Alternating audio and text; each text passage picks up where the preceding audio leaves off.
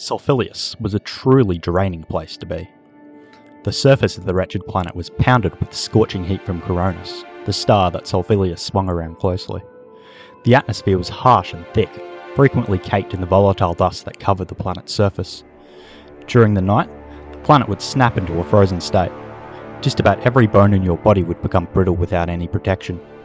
Everywhere you looked was brown and dull, not even a hint of colour that strayed away from the overwhelming amount of brown and grey.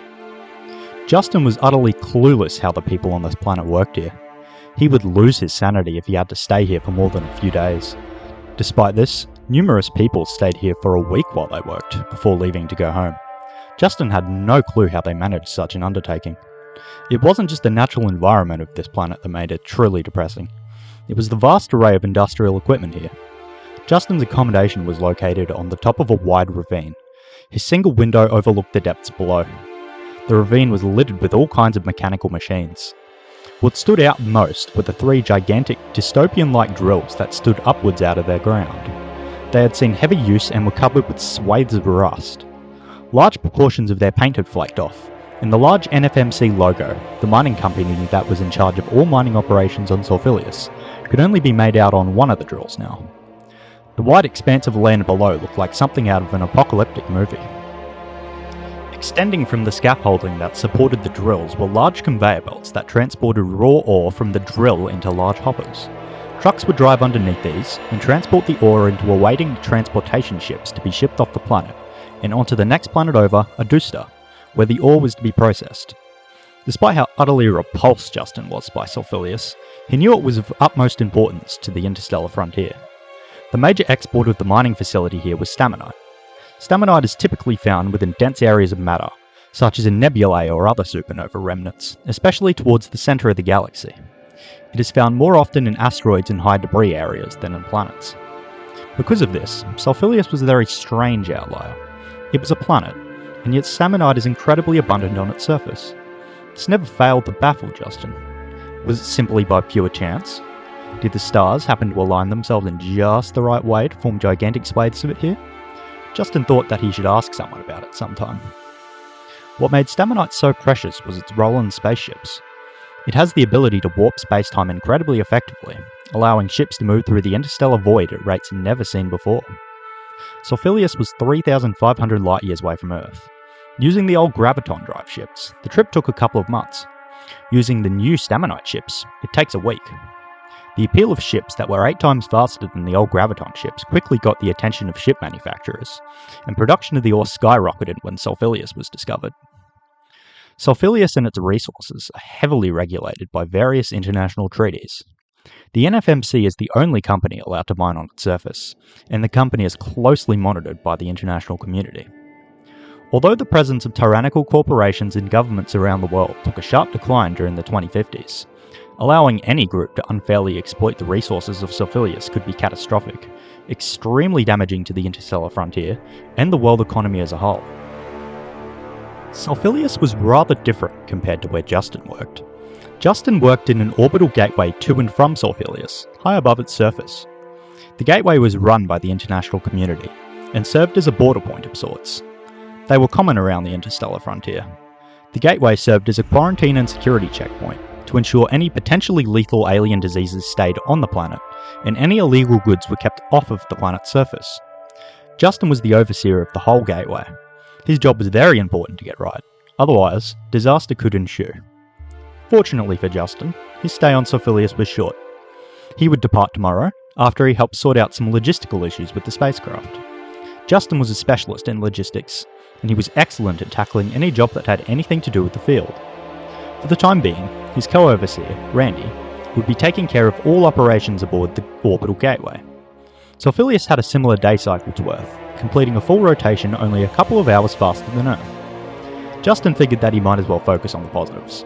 At least the gravity was pleasant. It was only 0.8 Gs, 80% of Earth's.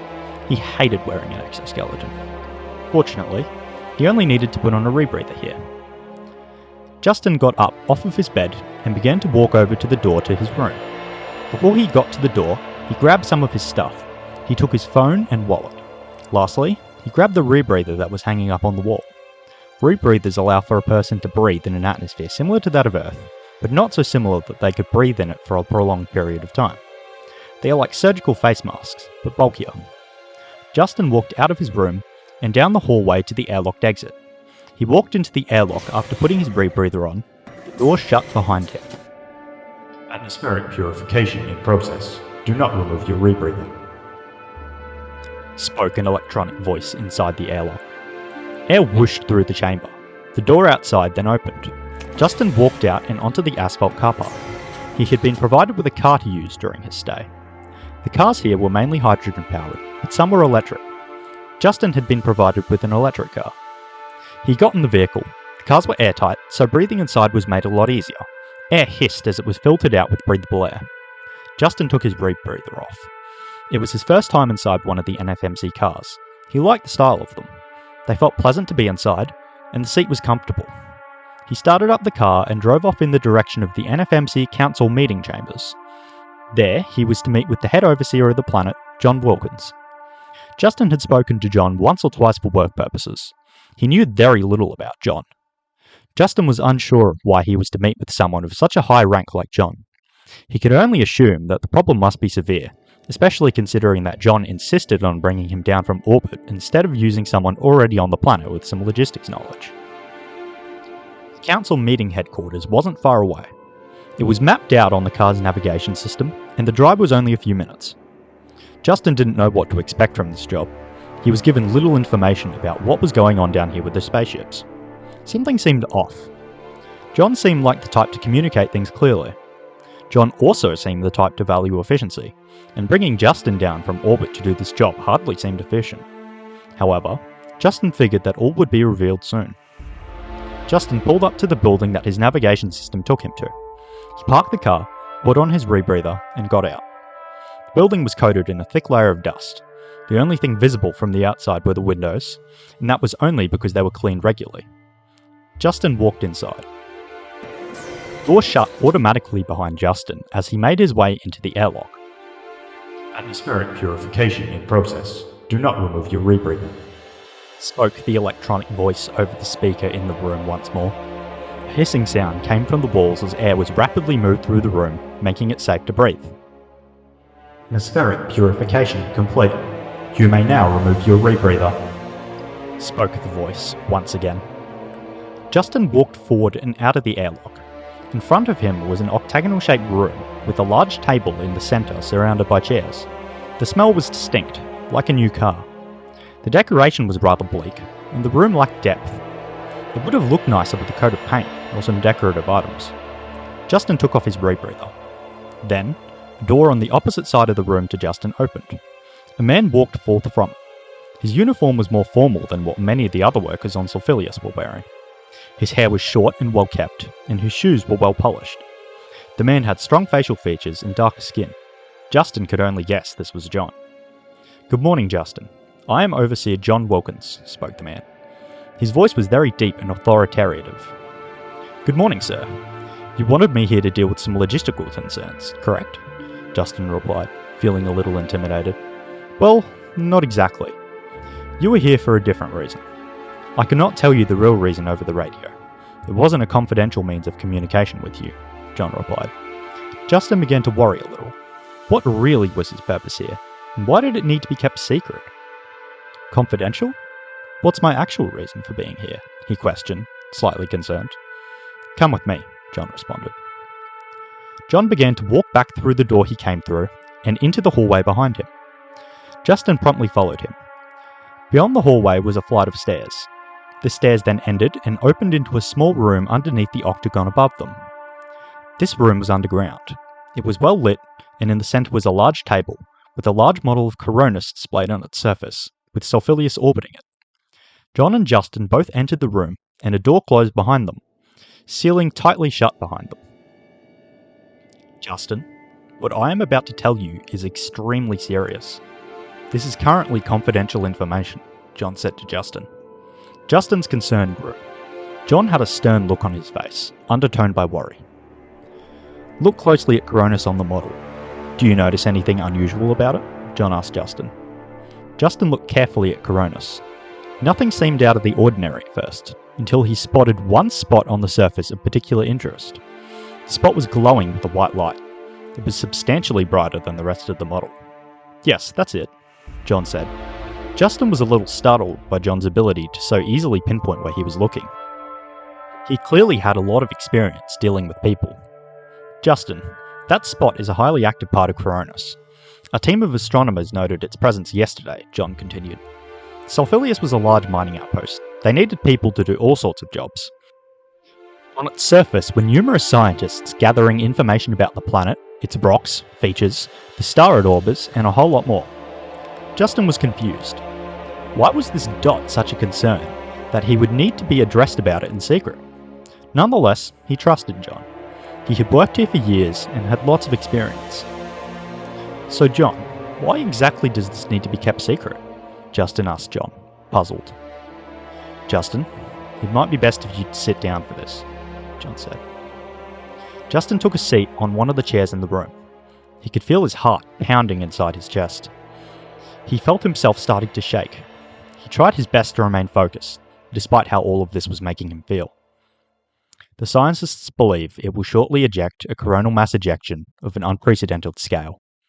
They predict it will make direct contact with Solfilius." Justin felt himself go a little pale. His skin tingled, and he felt sick. Justin felt lost for words. He knew little about CMEs, but one thing he did know was they were large ejections of mass from a star. Considering how serious John was making this out to be, Justin was extremely worried about the damage this could cause. He managed to piece together a single response. "How much time until it reaches us?" he spoke, stuttering. "2 days, John responded.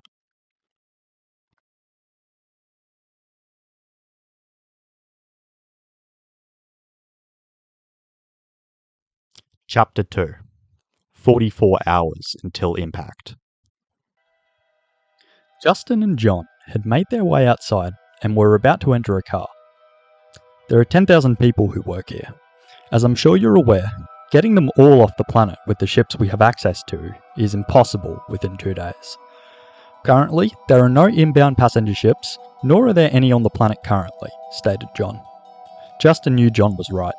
There was no way all those people were getting out of here unless they found another way to deal with this problem. The only ships they had were not designed to carry people. He figured hiding in the mineshafts made by the drills was out of the question. For starters, being on a planet when something like this hits is already dangerous enough, let alone having a gargantuan-sized drill above your head that very well could melt and cover you in molten metal.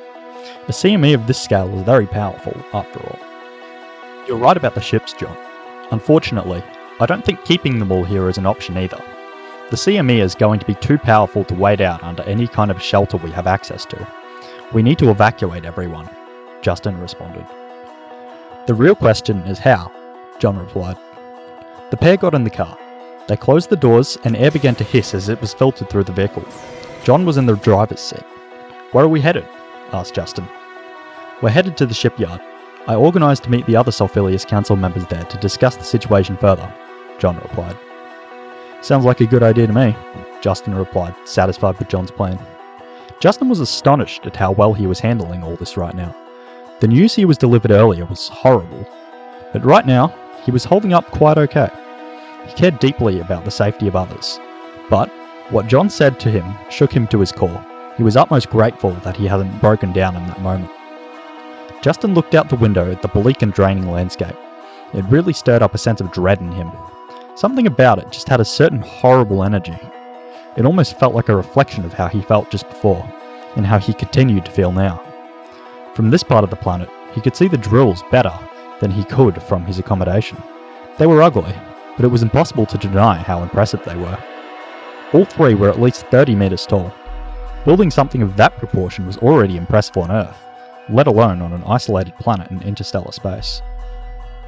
They came to the top of a hill. In the distance was a wide slab of concrete with 4 ships on it. All 4 of them were Anklios, cargo ships designed to haul large masses across the interstellar void. In this case, they were being used to haul Staminite ore off of Solfilius. Next to the large slab of concrete was a small white building. Justin assumed that it belonged to whoever oversaw ship logistics on Solfilius. Alongside the small building was a large hangar. It looked rather empty.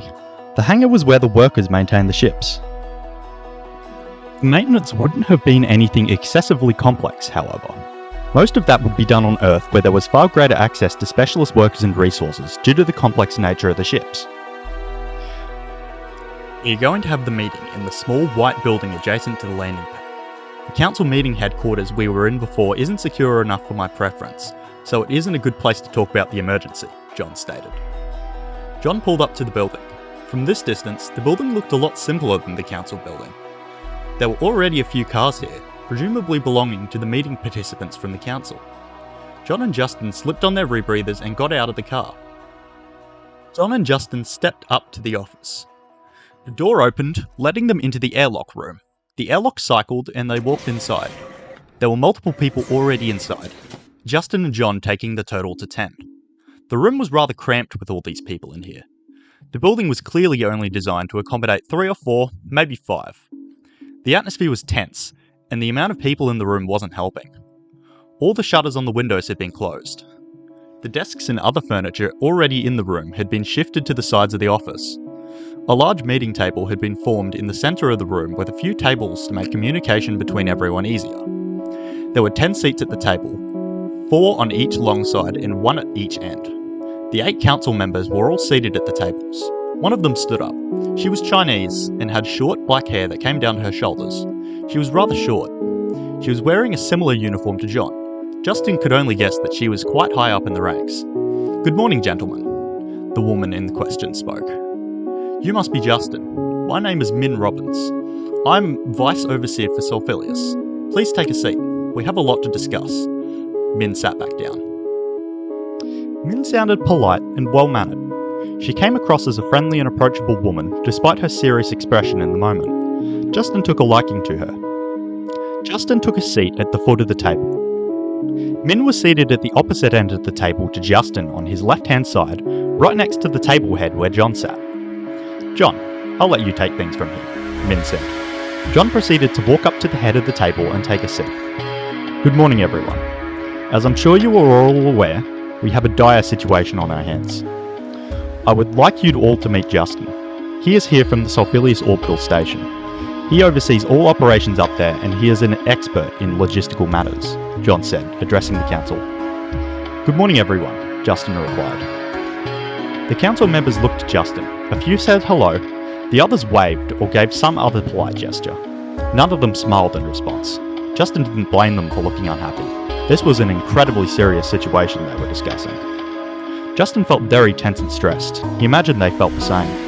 The reason this is so serious is because we have no way currently to get everyone off of the planet in time. There isn't enough space on our ships, John stated. "Excuse me, sir, if I may interrupt, but we have 4 Ankylos on the planet right now. Their cargo holds are 30 by 40 meters each. That's got to be able to fit, what, 3,000? Maybe more if we cram everyone in?" questioned a council member. "You are correct, Adam. However, the atmosphere in that section of the Ankylos isn't filtered upon launch.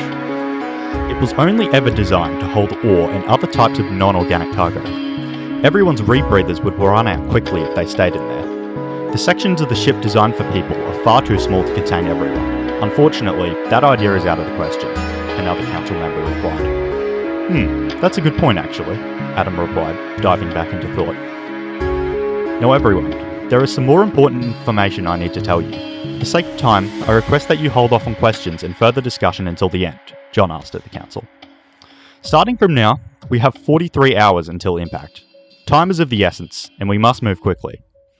My suggestion is we all perform a thorough inspection of the base and piece together a plan with whatever we find that may be of use," John suggested to the council. Justin was impressed by John's ability to hold the room. One last subject before questions and ideas. Everyone on the planet eventually has to find out about the CME. We have 2 options. We tell them now, or we tell them after we formulate a plan. I understand many of you will most likely be divided on what to do, so I just suggest we first discuss and hold a vote. Now, are there any questions? John asked at the council. No one asked any questions.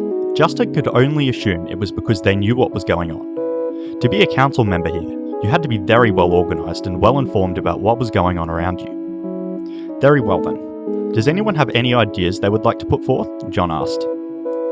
Maybe Maybe it's best if we split off into groups and go look around the facility. It will give us a better idea of what we have access to, and give us a breath of fresh air, suggested one council member.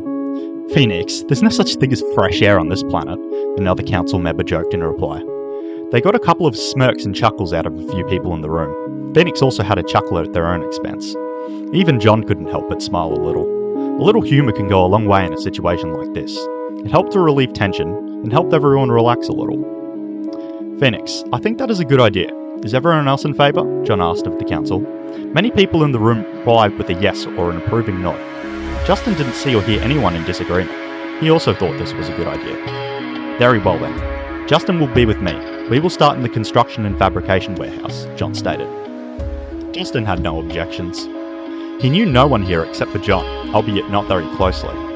Adam, Victor, Aniko, and C, I think you should all be in the same group. You all have technical skills and abilities. I'll let you decide as a group where you should begin your search, John suggested. Yet again, no one had objected to anything said. Justin was astonished at how well this team worked together. He hadn't heard one argument so far. Everyone always seemed on board with each other. Justin figured they would have to be a very well put together team to run a place like this. He suspected when it came time to discuss whether to tell everyone about the CME or not, some debates might start to occur. Phoenix, Min, Dan, and Claire, you all have a wide mix of skills. I will leave it up to you where you search first, suggested John. Now then, are there any questions or objections? Asked John. John, when is our next meeting? Asked a council member. Justin couldn't tell who was speaking exactly. There were a lot of people in the room that he didn't know. We will meet next once one of us comes up with an idea, so then we can discuss it, John replied. After John answered that question, there was silence, and no one had any further questions. Very well then, that brings us on to the final point of the meeting. Should we tell everyone on the planet about CME now, or should we hold off until we formulate a plan? John asked of the council. We should keep it under wraps for now. We don't want to cause a panic, stated Adam. I disagree. Anyone who works in the interstellar frontier has to go through some kind of psychological training to prepare them. Panic is unlikely because the people here should know how to deal with it. These people have families and friends, and I don't think they would appreciate being told something like this on short notice, argued another council member. Justin noted that it was the same person that suggested the idea of splitting the council up into groups. Phoenix, Justin thought it was. It was a strong argument. You have a good point. However, that training doesn't cover big groups of people like we have here. People behave differently when in large numbers. Besides, once we have a plan here, it will make people feel far better about the situation, Adam responded. Where does everyone else sit? I am in agreement with Adam. As much as I would like to provide everyone time to process what is going on, the risk of panic is too high, John said. The majority of the room was in agreement with John, including Justin. However, there were a few that did not agree with the plan. Justin was impressed with how well people in the room dealt with such a hot topic. A lot was at stake, and although people disagreed with each other, they still all remained civilized and respected each other's opinions, despite the potential consequences of getting this wrong.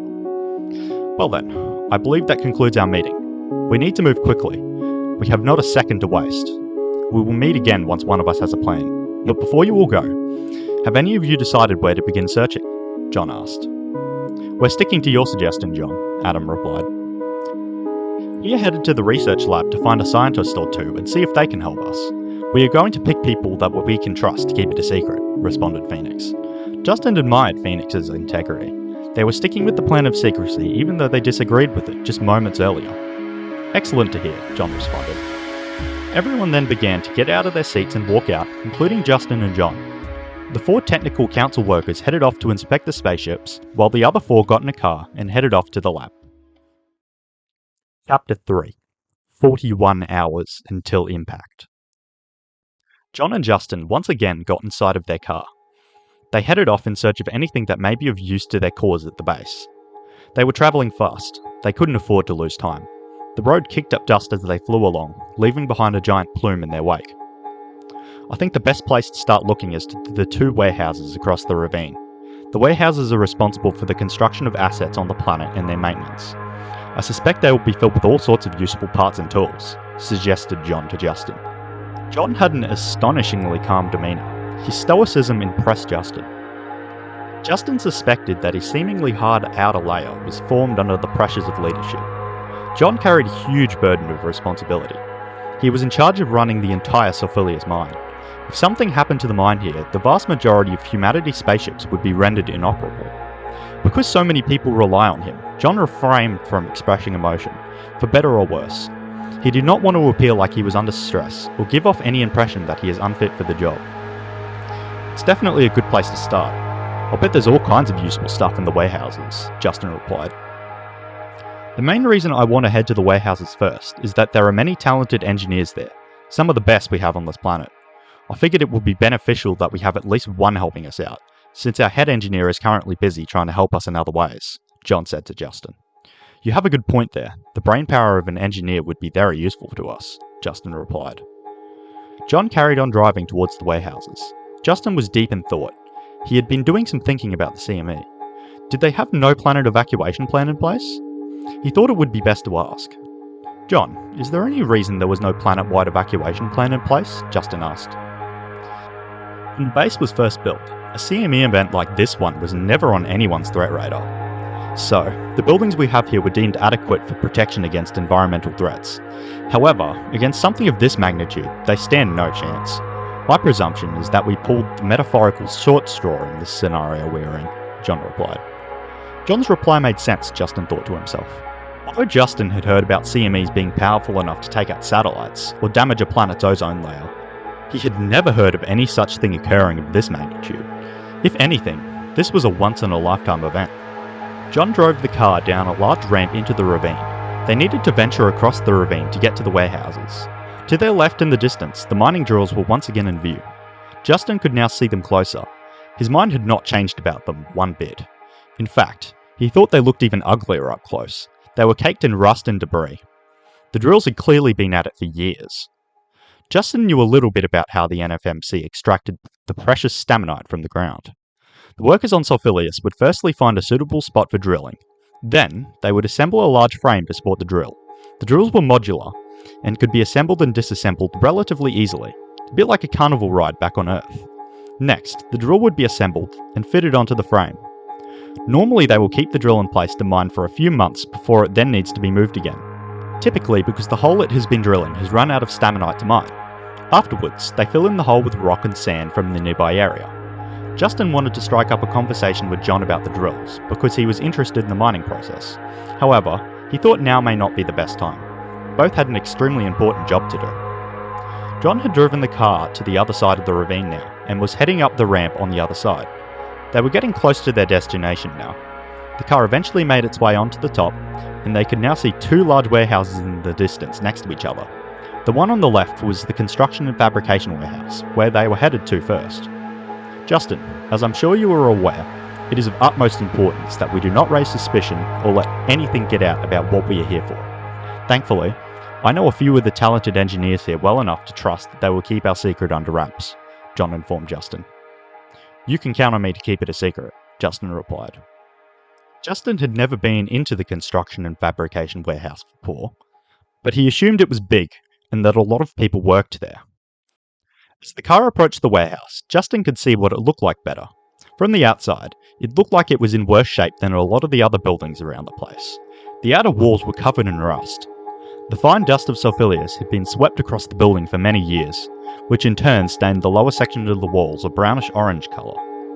There were 3 doors into the warehouse, 2 smaller ones and 1 large central one. The larger door was for transporting exceptionally large components in and out of the warehouse. The 2 smaller doors were for people and for smaller components. Having these types of buildings here is essential for work to continue throughout the day here. Temperatures regularly soared during the day to levels that made it near impossible to work. The shelter provided by these helped to mitigate the heat substantially. The bumpy dirt road terminated as John and Justin reached the tarmac outside of the warehouse. John parked the car near one of the smaller doors on the left. Justin and John put on their respirators and headed inside. John pressed a button on the wall of the warehouse and the door opened. It lifted itself up, revealing an airlock room. John and Justin walked inside and the door shut behind them. After the airlock cycle, the door in front of them opened up into the warehouse. Justin took a good moment to take in his surroundings. There was a lot going on inside. There were people all over the place, doing all kinds of work. The sounds of welding crackled throughout the building. There were multiple large overhead cranes attached to the ceiling, most of which were in use. Multiple large structural beams were being constructed. All of this sparked Justin's interest. Clearly, they were building something big. "What are they building in here?" asked Justin. "There is an increasing need for Staminite as humanity begins to expand further into space. We are currently building a 4th drill to keep up with demand. As much as I would like to go into further detail, we unfortunately don't have a lot of time to discuss," John responded. "The first engineer I would like to speak to is Abigail. She is the senior engineer on site here. I know her well and I trust her. The solutions she brings forth to the various problems we encounter here never cease to amaze me. There is a concern that I have with asking her for help, however," John said. "And what might that be?" Justin asked in return. "She handles pressure poorly. Putting the kind of pressure we were about to put on her could easily overwhelm her," John said to Justin. At first, Justin was put on edge by John's decision. John was enlisting the help of someone who worked poorly under pressure to do a very high-pressure job. If that job was not done properly, it could cost many lives. However, he trusted John and his years of experience in the interstellar frontier. "I trust your judgment on this. We all have our flaws, I suppose," Justin replied in an assured tone. Justin realised it was very important that he and John figure out a way to ease her into this. "Do you have any idea on how we can mitigate the stress for her?" asked Justin. "I know Abigail quite well. She works in a very specific way. She can easily be overwhelmed by her surroundings, so she rarely leaves her office. I think the best way we can support her is by providing her with what she needs to work most efficiently and under as little stress as possible," John replied. Justin thought about how John was always quick to come up with a good idea. His quick thinking and level-headedness put him at ease. "Her office is on the other side of the warehouse," John stated. Justin followed John's lead. They walked along a pathway that cut through the middle of the warehouse. The workers kept this space clear for ease of access. On John and Justin's left were a series of heavy-duty pieces of machinery for construction purposes. There were lathes, drills, and other kinds of fabrication machinery. To Justin's right was a large central storage area for materials of all shapes and sizes. Further in the distance was a large series of storage racks that contained various handheld tools. To the far side of the warehouse was a small building inside of the warehouse that appeared to be some kind of electronics lab, most likely for production or maintenance of basic electronic equipment. One of the workers in the warehouse caught Justin's eye. He was staggering around the workshop. A few workers were staring at him. As Justin got closer, he recognised him. It was his friend, Derek. Derek was a worker on Solfilius. He was a friend of Justin. The two of them met in high school. Justin approached Derek. From this distance, Justin could now make out his roughened skin and long blonde hair. "Hey Justin, how you doing, man?" he said to Justin, heavily slurring his speech. Derek leant in to greet Justin and pat him on the back, but fell into Justin, nearly knocking him over. Justin stood upright and began to hold him up so he wouldn't fall flat on his face. He looked worse for wear, and his breath reeked of alcohol. Justin knew he had an alcohol problem, but obviously it had gotten worse since he last saw him. Justin looked over at John, who looked like he was about to explode. Justin had been struggling to get a read on John, but this time it was clear as day how he was feeling. "Derek, are you drunk?" asked Justin, upon immediately realising he had asked a stupid question. It was clear as day that he was. "I'm not drunk. I'm hammered," he responds smugly, while barely sounding comprehensible. John eyed off two nearby workers. "You two, can you deal with this man for us? My apologies if you're in the middle of something, but we have some extremely important business to attend to," John asked the two nearby workers, trying his hardest to keep cool. They both obliged, walking over to take Derek off of their hands.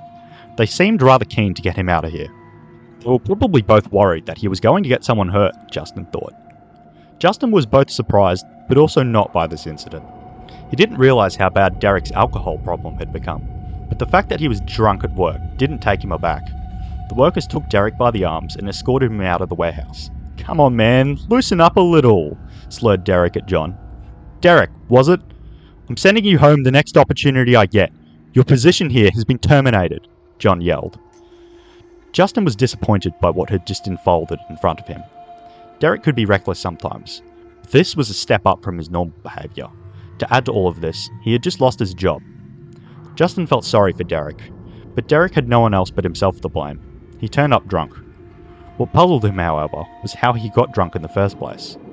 He must have been making his own on the surface of Solfilius, because alcohol isn't sold or distributed here.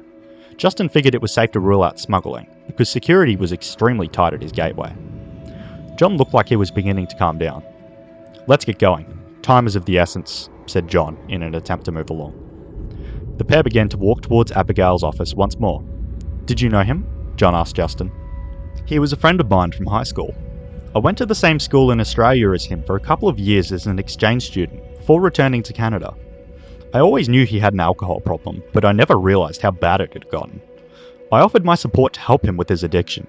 Over the past few months, however, we drifted a bit. We were still friends, but we talked less after we both got busy with work.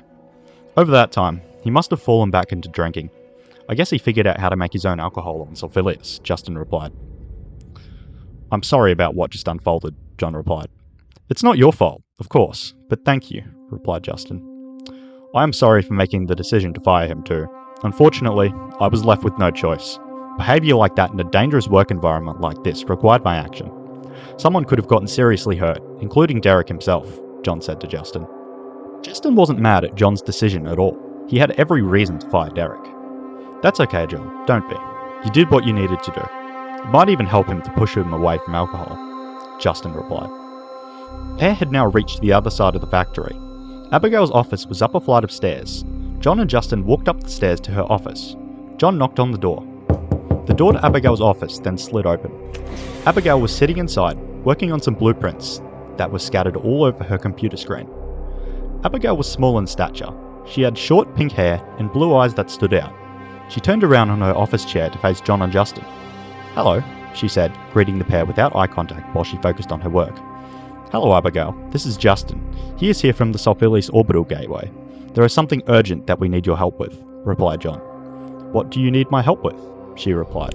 Abigail began to fidget with her fingers. "I need you to lock the door first. This is confidential information. It is very important you listen closely. From my understanding, this room is secure, and there are no cameras or recording devices in here, so this will be a suitable location for our discussion," replied John. "Okay," she simply responded. Her fidgeting had sped up somewhat after hearing this. She pressed a button just above her desk, locking the door. Justin noted that Abigail was a person of few words. Justin figured she didn't like to talk much. However, maybe she was just nervous, he thought. "Abigail, you were a very talented engineer. What I am about to tell you might put substantial stress on you, but you need to remain calm," John began with. Okay," she murmured nervously, facing the door. Her fidgeting sped up. "There is a coronal mass ejection heading for the planet in 2 days. Chapter 4. 39 hours until impact. Abigail began to breathe heavily. Justin could tell she was starting to feel very stressed now. "I am going to the break room. I need a minute," she said to John and Justin, clearly panicking. She pressed the button to unlock her office door and pushed her way through John and Justin like they weren't even there. She walked out of her office and down the stairs out of John and Justin's sight. John looked like he was about to say something or try to stop her, but he chose not to. "Should we go after her?" Justin asked. "She will be back soon. Following or harassing her could stress her out more," John replied.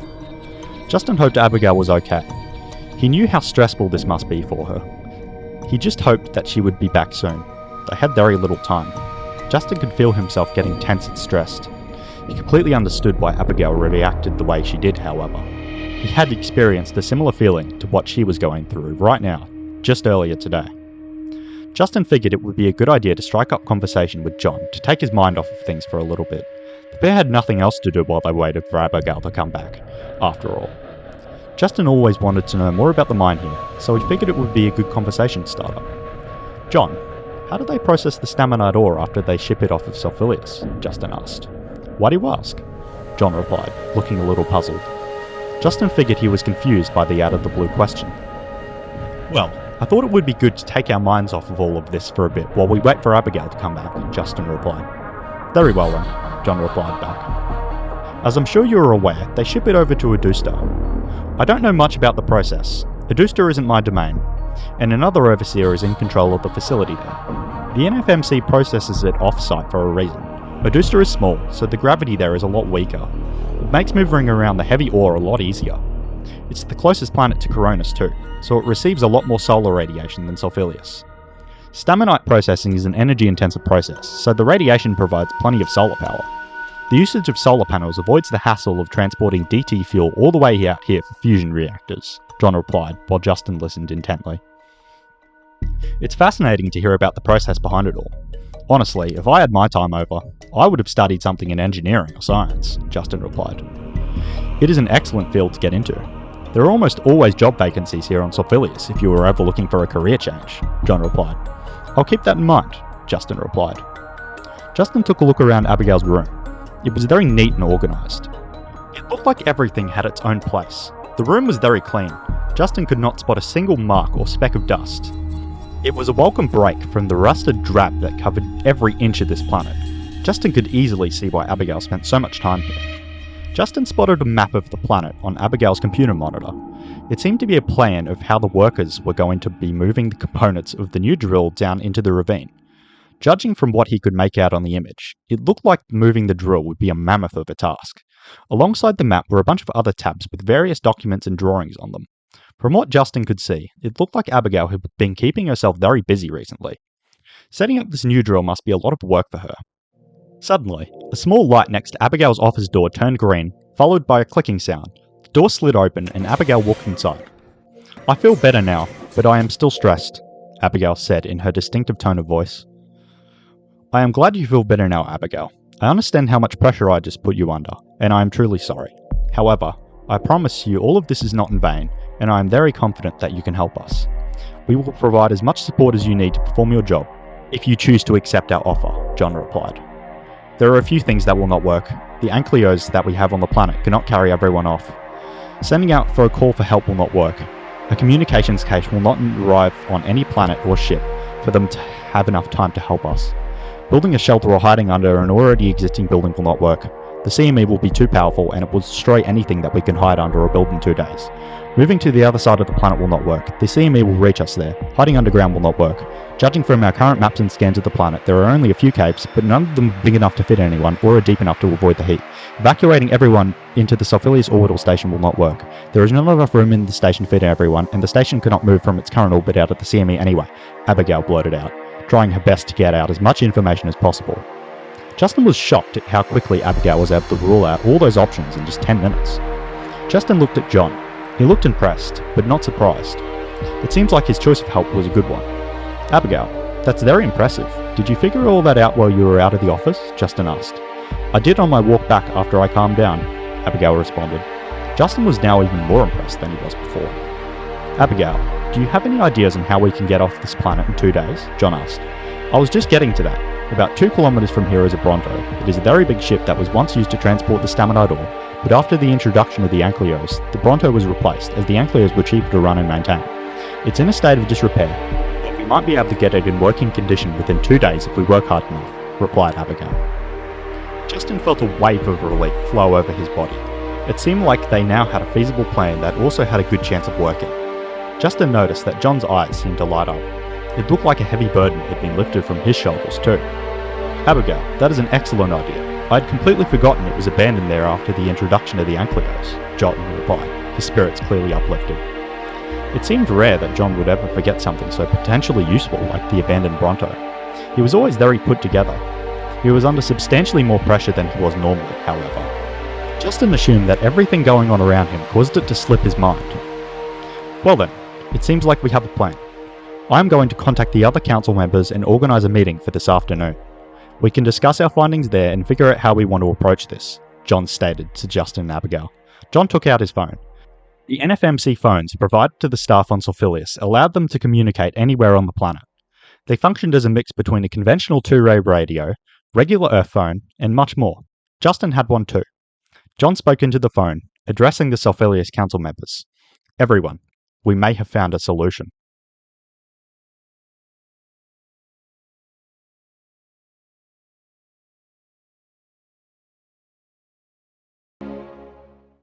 Chapter 6 37 hours until impact. John, Justin, and Abigail were back in the office building next to the ship landing pad. The room now felt even more cramped than it was in the first meeting. John stood up from his seat. Hello, everyone. As you are all aware, Justin and I have enlisted the help of one of our senior engineers here, Abigail. She has put forth a solution to our problem. She highlighted the potential of the abandoned Bronto on the outskirts of the base as a method of getting everyone home. We are not fully certain of the condition it is in. However, considering its location and the time it has spent there, we are almost certain it has suffered decay of some sort. Fortunately, we believe it could still be operable, with some repairs of course.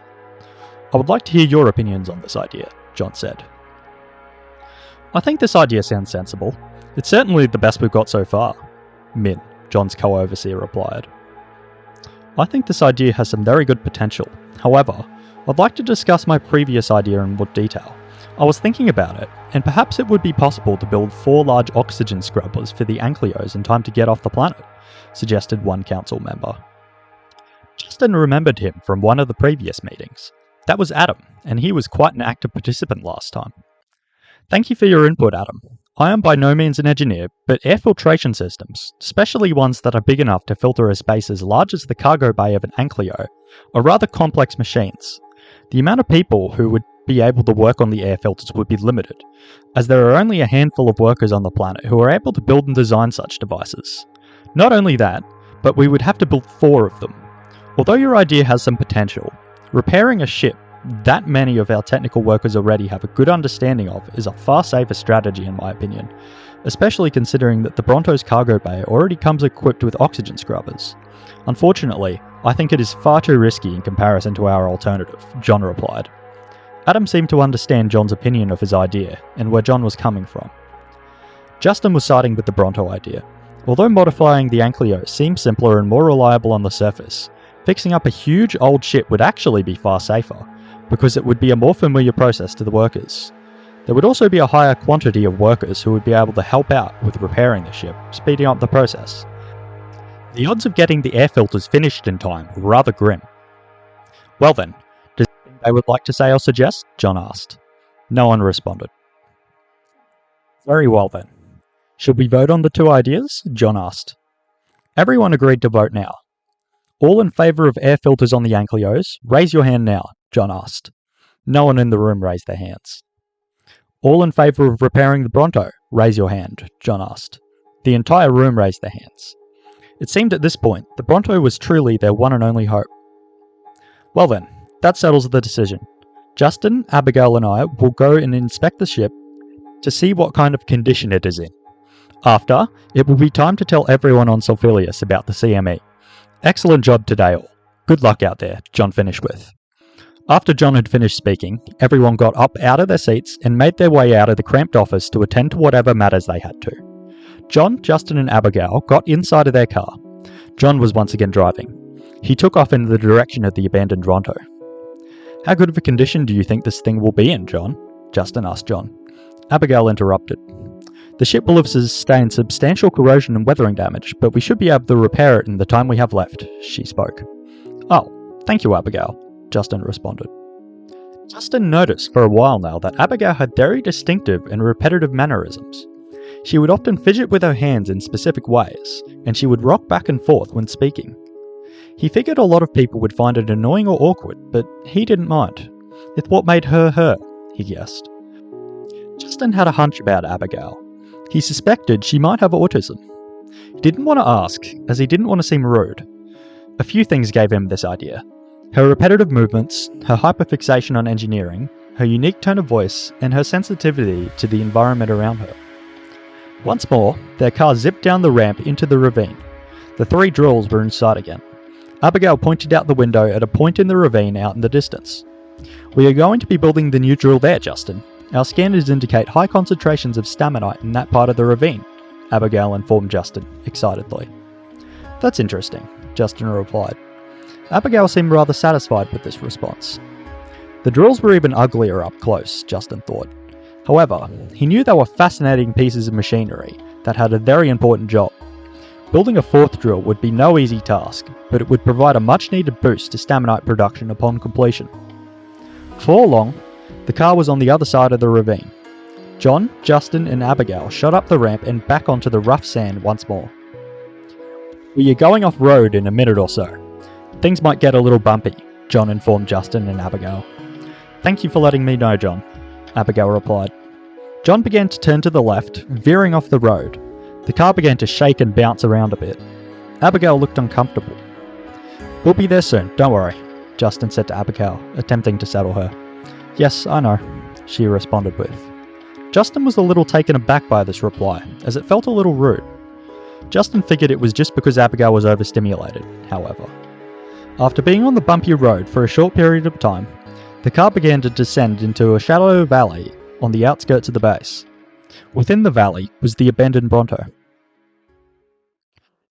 The 7. 36 hours until impact. Bronto looked mostly intact from this distance, with the exception of a few stray bits and pieces that had fallen off. It was caked in a thick layer of dust. It had been sitting here for a while now, and was left to rot. John pulled up next to the ship. The Bronto's 4 gigantic boosters towered over their car. The ship was truly a sight to behold.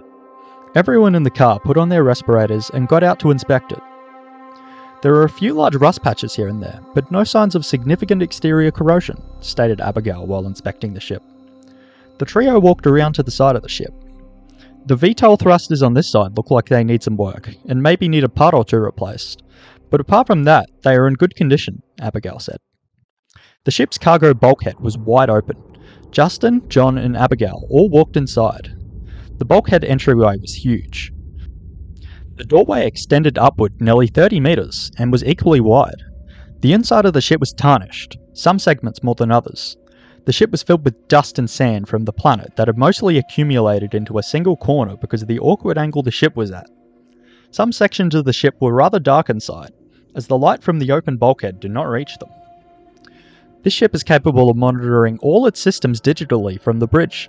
If we can get the power up and running in the ship again, we should be able to run a scan of the ship to figure out what needs to be replaced and what needs to be repaired, stated Abigail. The fusion reactor in the ship might still have fuel in it. I will go and take a look at it, John suggested. John began to walk into the dark. He turned on the light on his phone so he could see better. He walked up a set of stairs along the side of the ship and up onto an elevated platform that wrapped its way around the whole cargo compartment. He then walked through a door on the back wall of the ship, which led into the reactor room. "Come with me to the control room, Justin," Abigail asked. Justin obliged and followed Abigail into the darkness. She got out her phone and turned on the light. It was easy to see all the dust in the air with the light on like this. Even with the light, Justin couldn't see his surroundings very well. It was pitch black. Abigail and Justin eventually made their way over to the front wall of the ship, where they came across a set of double doors. Justin attempted to open one of the doors. It was locked. Justin tried the other and had the same problem. "Hey Abigail, stand back for me, would you?" Justin asked. "Why? What are you going to do?" Abigail asked in response. Justin took a couple of good steps back before charging forward, slamming his foot straight into the door right next to the handle. The lock made a sharp snapping sound as it broke, causing the door to fly right open. Abigail flinched, screwing up her face and clenching her fists at the sound. Abigail and Justin proceeded to walk through the doorway and into the ship's bridge. The bridge was large. Various control panels were situated around the center of the room. The most striking feature about the bridge was the huge multi-meter tall front window. It was composed of multiple panels, each a few meters long and a few meters wide. Justin imagined it would provide a great view of space, for both a practical navigation purpose and an aesthetic purpose too. "Justin, please help me find the button to turn on the ship," Abigail asked Justin. "Sure thing," Justin replied. Justin began to look around the room. He eyed off the large console at the very front of the ship, which looked promising. Justin walked up to it. The top of the console read Primary Control Panel. Obviously, this had to be it. The console had a few switches, buttons, and a screen in the center, most likely for displaying important information about the ship while in flight. There was a green button with the words "Power On" written just underneath it. "Hey Abigail, I think I found it," Justin said. Abigail walked over to Justin and the control panel. Abigail took a glance. "I believe this is..." "I'm going to call John," Justin said to Abigail. John pulled out his phone from his pocket. He opened an application run by the NFMC. The program provided all sorts of information to workers or contractors on Solfilius, or those that worked at the Solfilius Orbital Gateway. The program contained the contact information of John.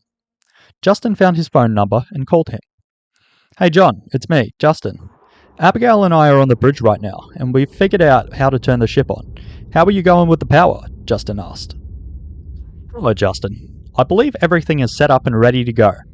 I just have to reset the primary circuit breaker and then press the button to start the reactor, John replied. Justin heard a click over the phone, presumably from John flipping a switch. After a few seconds, Justin heard the sound of a button being pressed.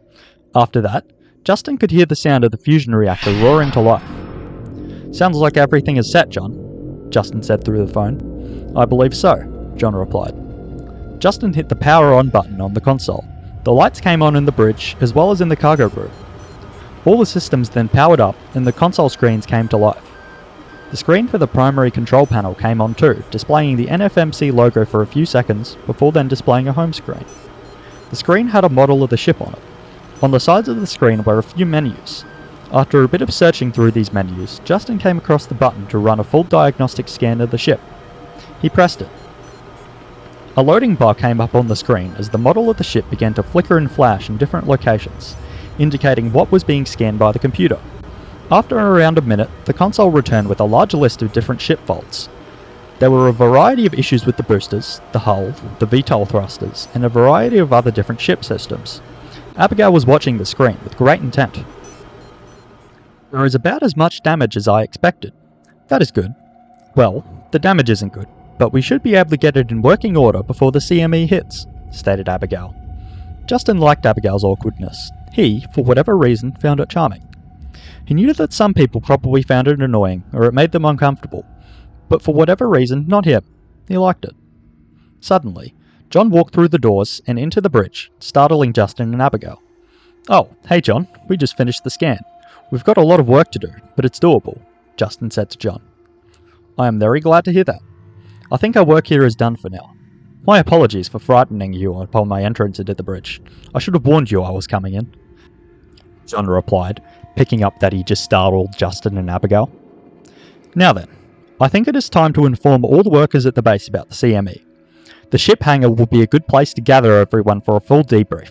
It is large, undercover, and well lit," John suggested. Justin was relieved. Their solution to getting off of the planet had a high chance of success. Everyone wasn't out of the woods yet, however. They still had a long journey ahead of repairs before they could take off. John, Justin, and Abigail all exited the ship. Coronis was setting when they got outside. Evening was the only time of day Justin liked here. Near the horizon glistened a spectacular orange, fading into blues and purples as the beams of radiation from Coronis shone through the atmosphere. This time of day was far more pleasant than the usual blistering heat or sharp cold. Justin was exhausted after today. He couldn't recall a time in his life he had ever been under such a level of stress. He wished that he could sit down and rest for a while, but he knew he had a long night ahead of him. Everyone would be getting to work on the ship as soon as possible, including him. No one was sleeping tonight. They couldn't afford to. Justin got in the car with John and Abigail. Justin enjoyed the car ride. It gave him some time to sit and rest for a little bit. Along the way, John made a broadcast on his phone. "Attention, all workers currently on Solfilius. You are to report to the ship hangar as soon as possible for an urgent emergency meeting," John ordered. Soon enough, everyone in the base would be there. Chapter 8. 35 hours until impact. As the trio arrived at the hangar, Coronis had just dipped below the horizon. The planet was starting to really cool off now, and soon enough the harsh, cold touch of the night air would set in. Upon the tarmac, Justin could already see a vast array of cars parked on the landing pad just outside of the hangar. It had not taken very long for people to get here. The announcement was only given 10 minutes ago. More were still on their way too. John parked the car in a spot next to all the other cars where they could drive away easily and not get stuck when they needed to leave. Justin, Abigail, and John all got out and started to walk into the hangar. The hangar was a giant enclosed steel structure. It was coated in even more dust than the construction and fabrication warehouse. The coming and going of spacecraft kicked up a lot of debris and had coated the exterior of the building. As they entered through the large airlock with a few other workers and walked through the crowd, they got a few looks and stares. Justin looked out into the sea of people. Many were talking to each other. Others were just standing there, waiting. It was obvious they were anticipating John was going to address them all soon. Justin looked over at Abigail. She looked extremely anxious. "Are you okay?" Justin whispered. Abigail shook her head in response. Her distinctive fidgeting and hand movements were far more rapid and intense than usual. She was clearly very stressed out. Justin quickly figured out that it was the amount of people here and the noise. It was clearly overwhelming her. "It's okay, Abigail. We'll be out of here as soon as John is finished," Justin said to Abigail. "I hope so. My autism makes these sorts of environments very difficult to be in," she responded. Justin had guessed correctly. Abigail was, in fact, autistic. Justin found satisfaction in this. Although Abigail didn't verbally communicate it, Justin had a feeling that his attempt to relax Abigail had helped a little. The scrunched up expression on her face had loosened, and her hand fidgeting had slowed down. The trio had walked all the way to the back of the hangar. John was staring at a scissor lift that was placed along the back of the wall. The scissor lifts here were normally used to repair and maintain spacecraft. John walked over to it.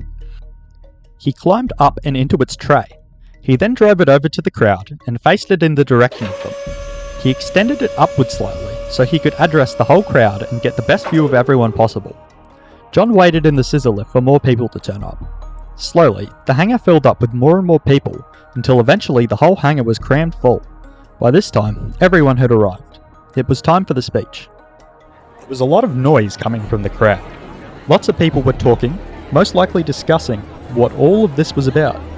Justin and Abigail were still on the ground with everyone else. They were standing together next to the scissor lift John was in. "Attention everyone!" John yelled into the crowd. John could speak very loudly when he needed to. Justin was impressed, considering he didn't have a microphone. The conversation in the hangar stopped. It was eerily quiet, much quieter than what would be expected from a room with 10,000 people crammed inside. "You may all be wondering why I have gathered you together this evening," John began, his voice loud and clear for all to hear. "We have a dire emergency on our hands. There is a coronal mass ejection headed for this planet. We have 1 day, 2 nights, and an extra 2 hours in the morning before it hits," John stated to the crowd. The mood in the hangar shifted greatly. All of the nervous energy and anticipation in the room had been converted into fear, stress, and worry. It seemed most people quickly realized that there wasn't enough time to call for help, and that a rescue ship was out of the question. There was a lot of murmuring in the crowd, and a few shocked voices. John cut into all the conversation now happening in the crowd and continued. "However, we already have an evacuation plan. There is an old ship off in the desert on the outskirts of the base here.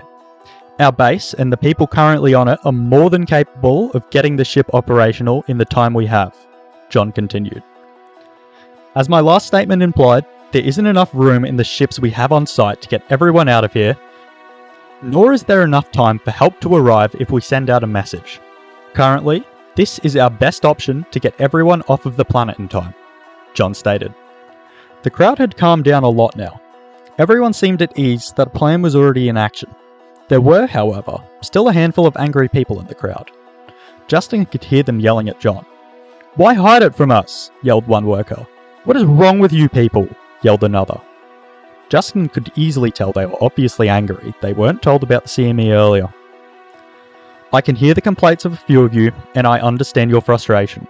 We held off until now because we didn't want people to panic, and because we wanted a fully fleshed out plan in place.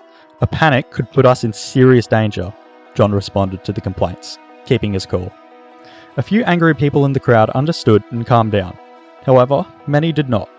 That was to be expected, however. Pleasing everyone is often impossible. "Anyone who has any mechanical knowledge, I need you to make your way over to the ship shortly. It is located to the west of the construction and fabrication warehouse, down in a valley. It is not far from here. Everyone else, you are to remain on standby to await further instructions. We will need your help in some other way," John instructed the crowd. "That concludes my speech. The other members of the Solfilius Council are here. They will be helping me to answer any questions you have. However, we do not have much time before we need to get moving. We cannot afford to waste a second," John informed the crowd. John began to lower the scissor lift down to the ground again. He then got out. In the distance, Justin could see a crowd of people swarming the Solfilius Council. The council members looked like they were frantically trying to answer the questions of the desperate people. Justin couldn't help but feel a little sorry for them. "Justin, Abigail, you will need to wait here for a while so the other council members and I can get as many questions answered as possible.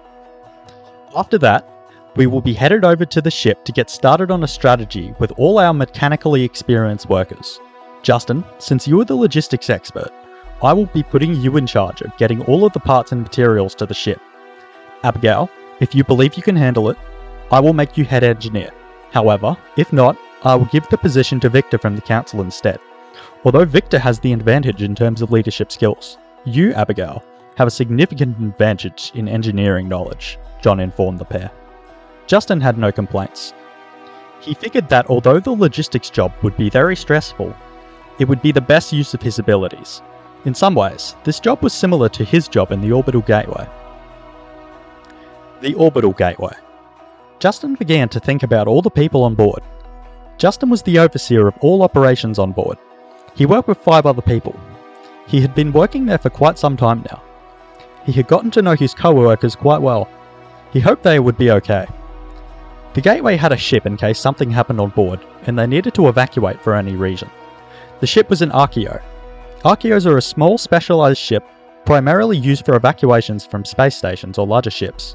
They do not have a warp drive, and are only designed for basic planetary transfers, or for landing from a planet's orbit. Randy, his co-overseer, would be handling everything on board, including the evacuation. Justin had a lot of trust in his abilities. Justin's mind jumped back to what John had just said. Justin began to think about Abigail's new potential role. He wondered if offering such a role to Abigail was such a good idea. Abigail, although an incredible engineer, could very easily crack under the pressure of this job. Justin once again trusted John's judgment on this, however. John had known her for longer, after all. Justin saw John forcing his way through the sea of people. Slowly, he made his way into the question circle with the other council members. He began to speak, but Justin couldn't make out what he was saying. As soon as John got into the question circle, the circle became less chaotic and a little more uniform. Justin assumed John had said something to calm everyone. Justin had dealt with his fair share of stressed and upset people, and he knew from experience calming someone down that quickly was no easy task. Justin looked over at Abigail. She still looked overwhelmed. He could tell by her fidgeting and facial expressions. It was clear she did not want to spend another second here. He wished that he could help out, but he didn't know how to. She would just have to wait it out. After a while, the crowd began to dissipate and move out of the hangar and into their cars. John and the council had managed to get through most of their questions within a short period of time. John returned to Justin and Abigail after he had finished addressing the crowd. They walked outside alongside everyone else. After they equipped their rebreathers and walked out of the airlock, they were met by a blast of cold air. It was getting frigid outside. The trio walked over to their car quickly to seek shelter. They clambered inside to get out of the cold. The dashboard in the car displayed a variety of information. One of the many things it displayed was the outside temperature. It was currently sitting at a brisk 5 degrees Celsius. John started the engine and took off into the night. Justin noticed that Abigail had calmed down and wasn't so stressed now. Because of this, Justin felt better. John was maintaining his composure impressively well. From the outside, it looked like nothing got to him. Justin was confident that wasn't the case, however, and that deep down he was just as stressed as everyone else. John pulled up next to the ship. Everyone got out of the car. Now, it was time to organise the workers and get started on repairs.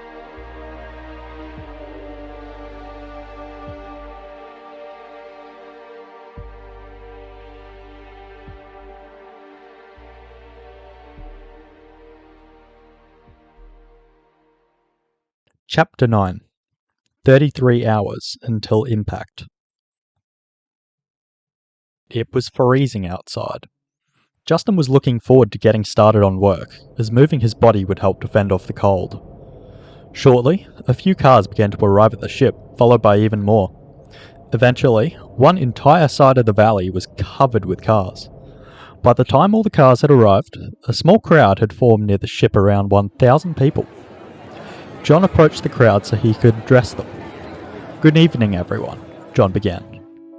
"Before we commence work on the ship, we need to elect some leaders and put skilled people in charge of certain fields of work. Justin is here from the Solfilius Orbital Gateway. He is here to help us out with our logistical challenges and will be in charge of delivering supplies to and from the ship," John stated clearly. Justin looked at the crowd before him. There were so many people. He felt rather nervous being in front of all of them. Justin gave the crowd a timid wave, keeping his mouth shut. Justin couldn't imagine how Abigail felt now, with all these people around. He glanced over at her. She was sweating profusely and nearly every muscle in her body was clenched tight. She had entered a freeze state. "Go hide in the ship. That way you'll look busy with something and can get away from the people," Justin quietly whispered to Abigail. She glanced at Justin before walking off into the Bronto. Justin was glad he was able to help. John continued to address the crowd. "I believe the best way to move ahead with the operation is to form groups. Each group will be responsible for a different part of the ship or another part of the operation. I suggest we have a group for the hull, the fusion reactor, the graviton warp drive, the engines, the VTOL thrusters, the electrical systems, the computers, life support, and transportation of materials. We should also have another miscellaneous group that will be responsible for any other minor tasks that do not fall under those categories too. Each group will be given the opportunity to elect a leader, who will manage the group and oversee their work," John continued. "Most of the council members will be far too busy with other tasks in preparation for evacuation, so most of them will not be available to take on any leadership roles in these groups, including myself. However, depending on how things pan out, that may change," John added. "Lastly, we will have an engineer to oversee all construction and repair. Either Victor from the council will take the position, or Abigail, one of our senior engineers will. They will decide between themselves who will take up the role," John finished with. Upon hearing this, Abigail looked around and spotted Victor in the crowd. Victor began walking towards the ship to speak with her. The two then began to discuss who would take up the role. "All those in favour of splitting the work up into groups this way, raise your hand now," John requested. A big group of hands arose from within the crowd. It was almost certainly a majority of the crowd, Justin thought. "Well then, that settles it. We will assemble groups now. I will run over each work group again and let all of you choose what group to work in. I trust that you will select your group based on your own skills and abilities and where you feel you would be most useful," John finished with. John then listed the groups out loud again. Slowly, everyone moved into different smaller groups, breaking off from the crowd. After some reshuffling and moving of people from group to group to optimize the workload, the groups were organized and ready to go. Abigail and Victor left the hangar. Abigail approached John to inform him of her decision. "John, I will be the leading engineer," Abigail said. "Thank you for taking on this role, Abigail. Remember, I am here to offer you any support you need to fulfill your position, so please do not hesitate to ask," John stated to her. "Thank you," she replied. From within each work group, after some discussion and voting, a group leader was then elected. Justin was already selected as leader of the Logistics and Resource Distribution team, so there was no discussion or voting in his group. Now standing in front of Justin was a group of 50 or so people. Justin was in charge of them all. Justin felt nervous. He was responsible for dealing with all of these people. Would he even need this many people to do this job? He figured the best place to start would be to introduce himself. He already had a few ideas on how he wanted to do things, so he thought it would be best to voice them after his introduction. "Hello everyone, my name is Justin. I am the leader of the logistics team. We are in charge of getting tools, materials, and people in and out of the valley efficiently. We all have a very important role here. It is essential that the engineering teams get what they need, otherwise they may not be able to get the ship ready before the CME arrives. I think first we should assign one person to each engineering team. These people will be in charge of finding out what the teams need delivered or transported. Then, we can assign designated delivery people. These people will drive in the items the engineering teams need to conduct repairs on the Bronto. So, any questions or suggestions?" Justin said. Justin was proud of himself. He felt he spoke with clarity and made himself heard. He felt like he asserted himself as a strong leader. Justin then had a thought. Maybe John saw more than just his logistics skills in him. Maybe John brought him down because of his leadership skills too. After all, he did manage a small team of people in the orbital gateway. Justin never thought of his leadership skills as anything more than average, but maybe John saw things differently. The crowd of people in front of Justin all seemed to agree with him about his plan of attack. There was one person that raised their hand, however. "Yes?" Justin asked them. "Hi Justin, it sounds like you've got a good plan going here. However, I have a suggestion," a member of the group inquired. "Yes, of course, go ahead," Justin responded. "One single person for every engineering group seems like a lot. Do you think it would be better if we assigned a few people for all the groups? I think it would be more efficient that way," suggested the person in the group. That seemed reasonable, Justin thought. He agreed. "That's a good point. It would be more efficient that way. Thank you for your suggestion," Justin replied. "Anything else, anyone?" Justin asked again. There were no further questions or suggestions. Okay then. We will assign 3 information gatherers for now. Raise your hand if you wish to be one, Justin asked. Eventually, 3 hands arose from the group. Alright then. You, and you will be information gatherers. The rest of you will be designated drivers for now. However, I suspect that will change if we encounter any logistical challenges that require us to put our heads together to overcome. Also, 3 of you, what are your names? Justin instructed and asked. Darren. My name is Henry. I'm Phoebe, the 3 of them responded. Darren, Henry, Phoebe. Excellent. Alright everyone, let's move. If you have any questions or need anything, I will be by the entrance to the Bronto, Justin finished with. Darren, Henry and Phoebe went off to speak to the team leaders of the engineering teams. Everyone else in the group went off to get their cars. Slowly, the numerous amounts of people standing outside of the ship got to work, Justin's group included. Some were headed inside the ship, while others remained on standby, awaiting the parts and equipment they needed to begin. Justin watched on, fascinated at everyone all working together to get the ship ready. While he was watching everyone, his watching was interrupted when he spotted Abigail having a discussion with a few of the engineering team leaders. They were probably talking to her about technical stuff. Justin could tell it was stressing her out though. Her fidgeting was fast right now. Eventually, their conversation finished. Abigail turned around and walked in the opposite direction to the engineering team leaders, presumably to do some work. She locked eyes with Justin, but only briefly before she sheepishly looked away. She began to walk over to him. Once she reached him, she began to talk to him. Justin, I'm stressed out. One of the team leaders said they weren't entirely sure if I'm the correct choice to do this, and I think they are right, Abigail said to Justin. It was obvious by her tone of voice that she was upset. Justin was at first annoyed by that person's input on Abigail. It wasn't their place to be making comments like that. Personally, Justin trusted John's choice. He wouldn't have put her in this position unless he was certain she could fill it.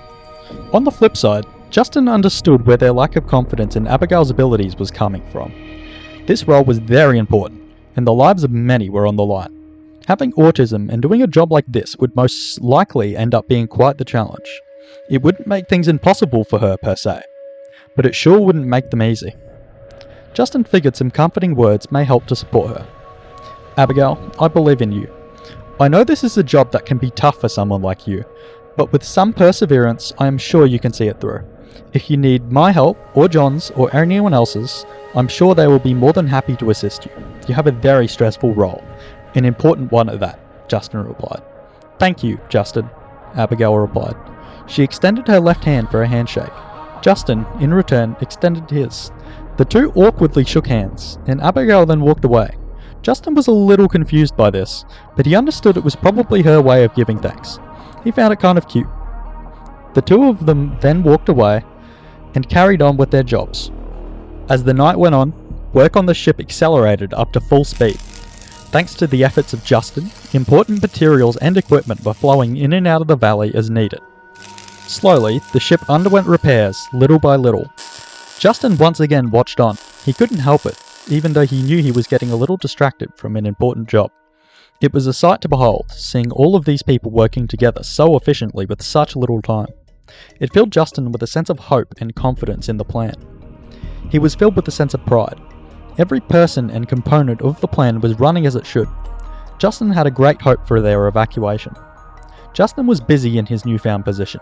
He was answering questions, planning car routes, taking delivery requests, and ensuring everything was running smoothly. In between these tasks, he would occasionally make delivery runs to help out his team where he could. Chapter 10. 30 hours until impact. It was approaching midnight on Solfilius. The freezing night air was really starting to settle in, and the workers were beginning to feel it more and more. Everyone was growing more tiresome by the hour. Despite this, they persisted. Many of the most essential repairs on the ship had now been finished. New parts had been brought in to fix old ones. More construction materials and parts were on their way thanks to the efforts of Justin and his team. The ship was not yet flight-worthy, however. Solfilius was located within a nebula. The Coronis system and the neighbouring stars were all very young. The sky was filled with dust and debris for at least a couple of light years out.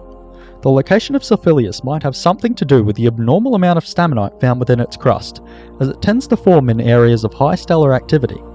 Despite the high amount of debris limiting the types of spaceships capable of making it to Solfilius, the view of the night sky from here was almost enough to make up for the logistical challenges the nebula brought.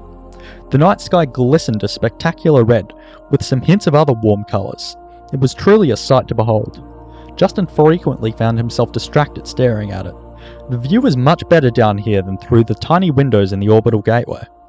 While he was distracted, John approached Justin. Justin was caught off guard by this, and was startled.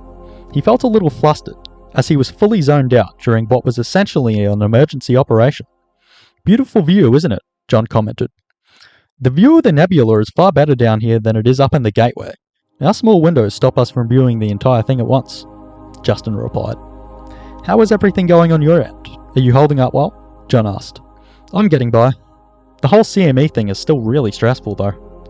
"On the bright side, logistics is running as smooth as butter," Justin replied. "That is excellent to hear. I have a few things I need to inform you of. It should be fairly obvious by now, working day and night like this isn't sustainable. Everyone is going to become exhausted, and productivity will crash if we work everyone relentlessly like this. We need to establish a shift system so we can pace out work. My thinking is if we get half of the workers to work 6 hours, while the other half takes a break. Then, they swap every 6 hours until it's evacuation time, or we finish repairing the ship," John suggested. John was right. If everyone keeps up like this, they're going to run into some problems, Justin thought. "I agree with your idea, John," Justin replied. "Excellent. I would appreciate it if you could inform your team and get the shift time sorted," John replied. "One more thing.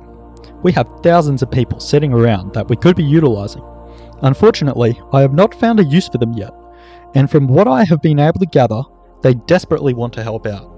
Giving them the training they need to help conduct repairs on the ship with the time we have is impossible. Do you have any ideas?" John asked. "I could give them a crash course in what my group is doing. We could always use more delivery drivers," suggested Justin. "Of course. That is a good idea, Justin.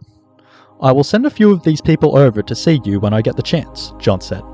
John and Justin stood still for a few moments, trying to come up with any other uses for the spare people. Not taking advantage of their help would be a huge waste after all. Eventually, John thought up another idea. "There is a large pile of tools and equipment forming outside of the ship. It looks rather unorganised. Perhaps we could recruit a few of our non-technical people to sort out the pile. If it was more organised, workers would have to spend less time searching for the things they need. Also, if we provided a hub for our workers to access resources or services they might need, like medical help, water, or food in one location, it would boost morale, make work more comfortable, and increase productivity," John suggested. John let out a slight smile. He seemed impressed with himself, and with Justin. It looked like some of the immense stress digging into his mind had been removed. Justin was glad. From what Justin could tell, it seemed that a few of the non-technical workers were fed up with having no way to help, and they were blaming John for it. "Thank you very much for your help, Justin. This discussion was very productive, and it helped to relieve me of some stress," John said to Justin gratefully.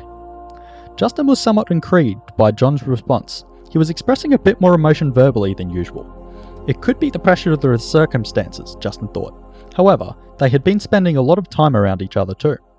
"One last thing. We will be having a meeting in about an hour with the engineering team leaders and with the council members. We are going to discuss how things are going with ship repairs and what we need to do moving forward," stated John. "Alright, I'll be there," Justin replied with. After their discussion, Justin continued his work. He informed his team of the change to work and how they would now be working in shifts. He organised his team's shifts quickly. A few of the workers that John was sending over arrived. Justin began teaching them the ropes of his delivery driving system. Delivery driving was quite simple, so it did not take them long to pick up on it. Justin had gotten caught up in his work. Time had flown by way faster than he expected it to.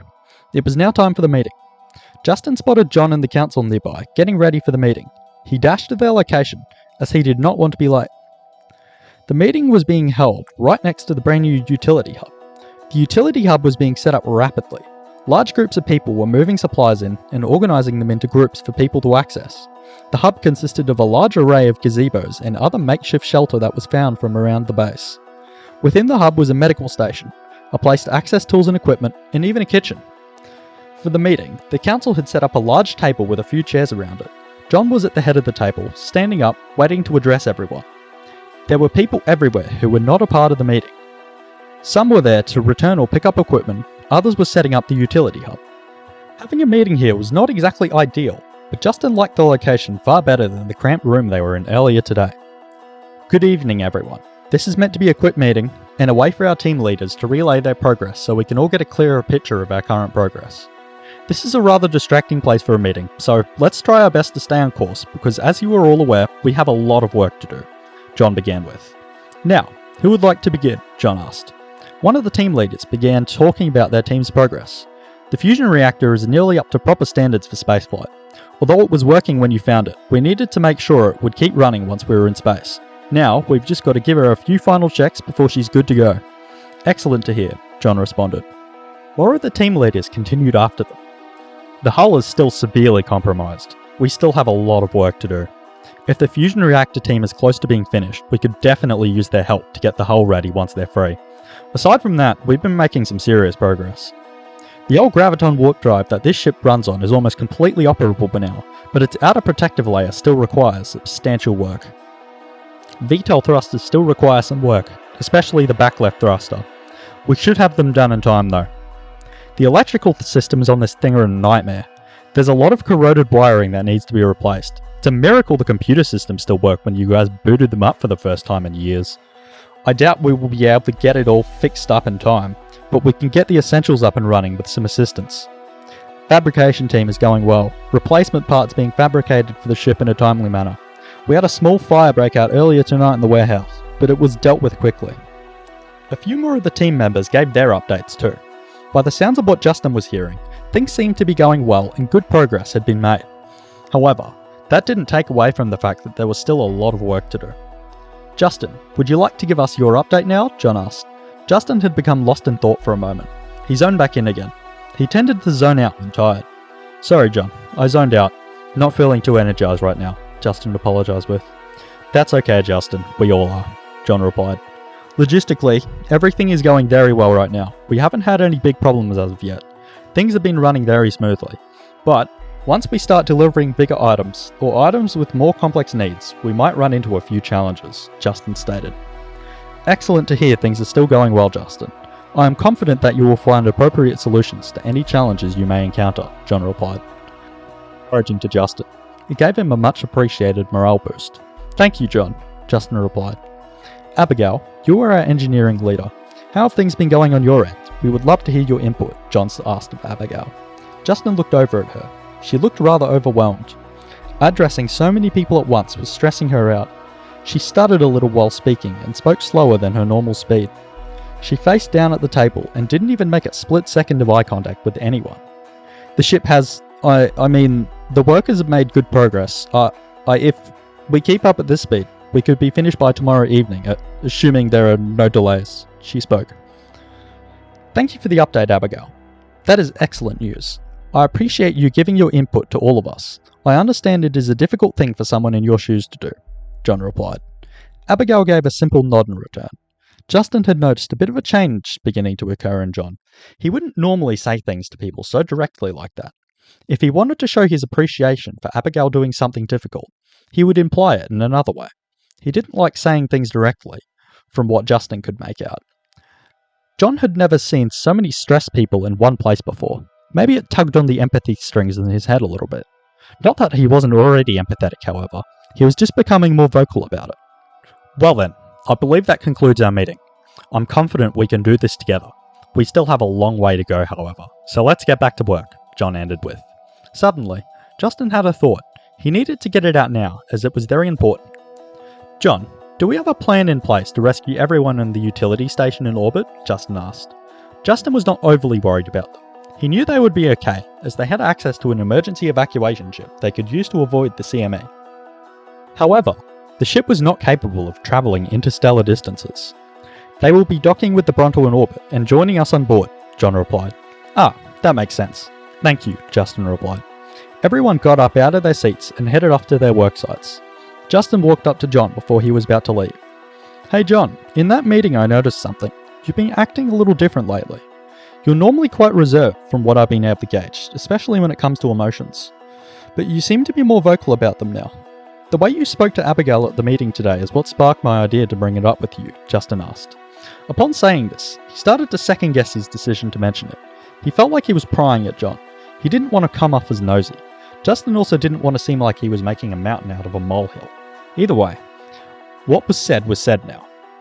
Well, Justin, one of my philosophies is that actions speak louder than words. What you do through your actions tells more about someone as a person and their intentions than any words could hope to. But recently, something changed.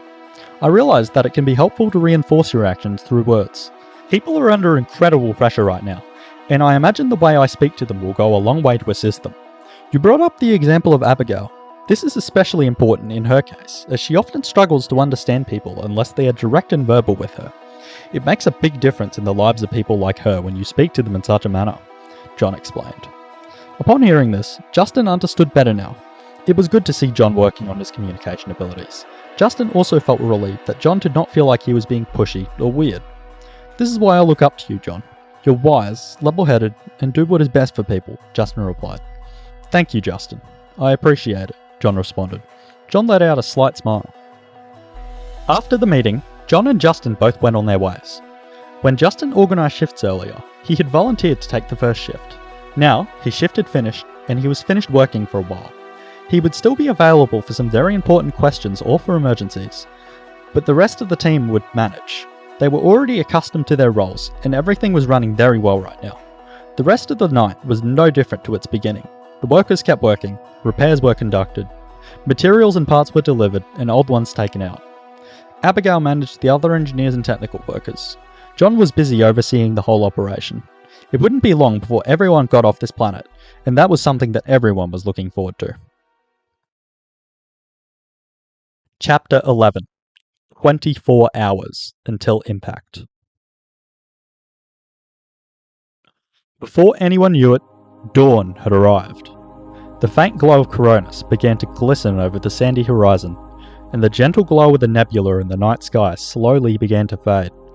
The scientists in the labs on the opposite side of the base were hard at work monitoring the CME. Solfilius had access to an orbital telescope, primarily for observations of stars within the area. On the telescope was also various equipment to monitor Coronis. There was no sign of the CME slowing down. Morale was still going strong. The momentum of the workers showed no signs of slowing. However, almost everyone looked worse for wear. There was countless yawning. Bags were present under the eyes of every worker. Despite this, they all pushed on. They had no alternative. By this time, the utility hub for the workers was finished. There were a variety of workers now operating it. It gave some of the non-technical workers on the planet something to do who couldn't help out with repairs. They had even provided board games for everyone who was off shift. Justin could only see a handful of people playing them though. Everyone was either too stressed to focus or too tired to even bother playing. The area was quite large. It could fit hundreds inside comfortably. A large array of shade sails and gazebos had been set up. They were fashioned together from spare bed sheets, metal sheets, and other various materials found around the facility.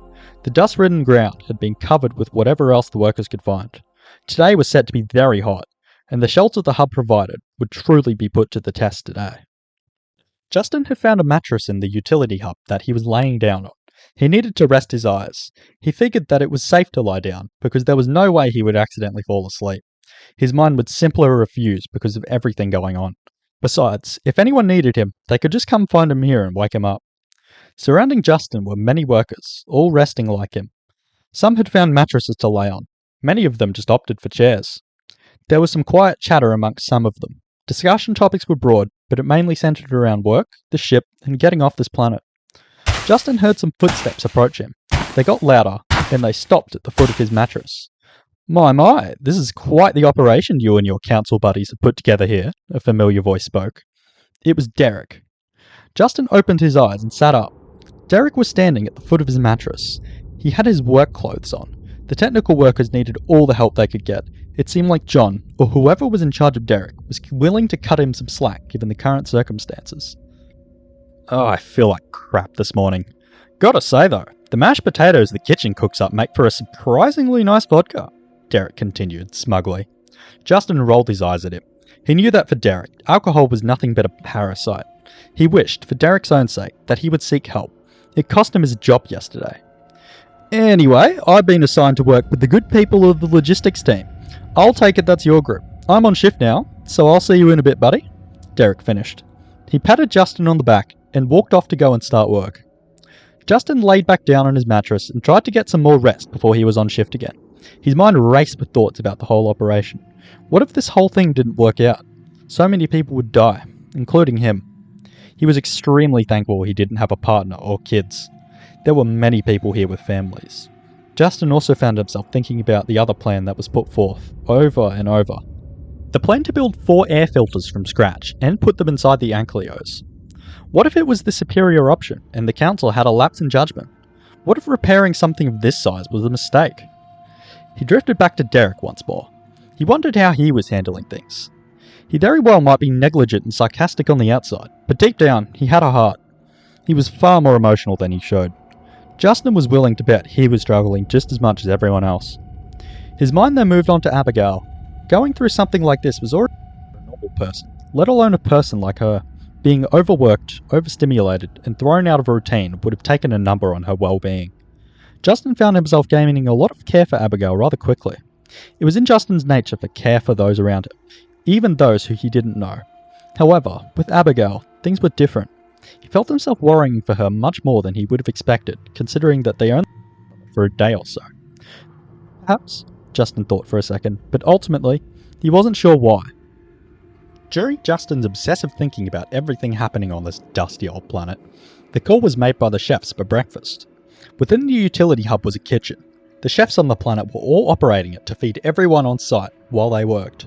Justin sat up on his mattress. The chefs were calling everyone up in small groups to avoid crowding the serving area. There were a lot of people to get through.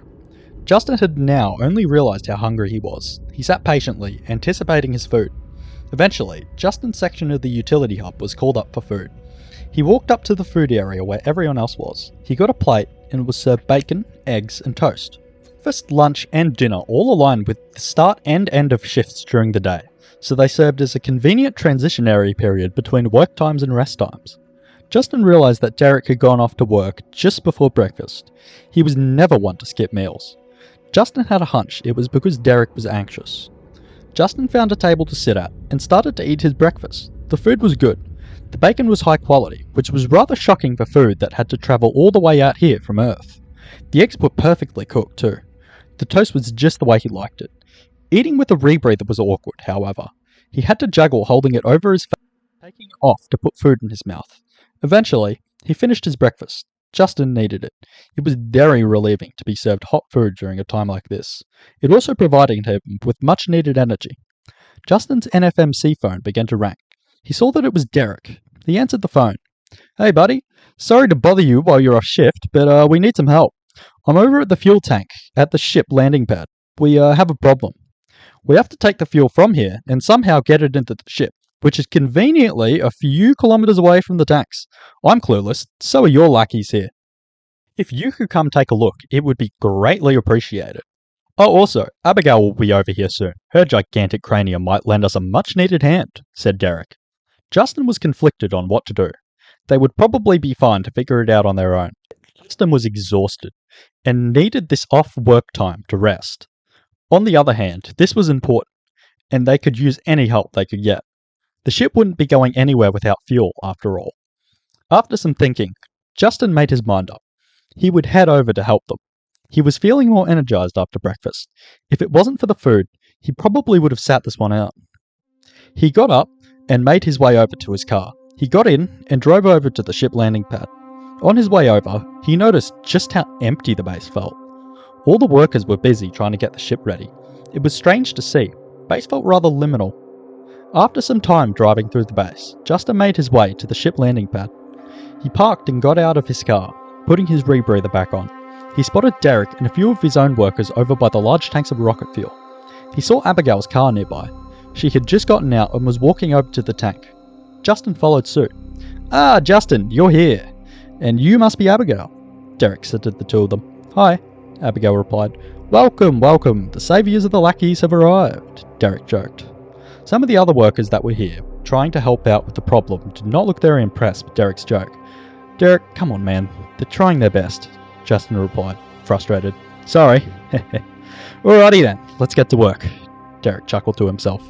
"Right, Justin, you're our main man. Why don't you get us started?" Derek suggested. "So, could you guys fill me in? What do we have on our hands here exactly?" Justin asked. Well, as you probably know, we have to get this fuel into the Bronto, but we've been struggling to come up with a way to move it. The Bronto is immobile, unflight-worthy, and has no fuel, so flying it over here isn't an option. We don't have any fuel trucks on site, so delivery via truck isn't an option either. The best we've come up with so far is just cutting the tank away from its supports and driving it over on the back of multiple cars, which would be rather risky, slow, and complex, stated one of the workers. I agree.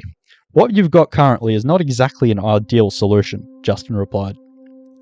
I doubt the cars would be able to handle the weight in the first place anyway. I've done more work on these damn things than I care to count. Trust me, I would know. Their flimsy roofs can barely support the extra weight of a feather, let alone a giant fuel tank.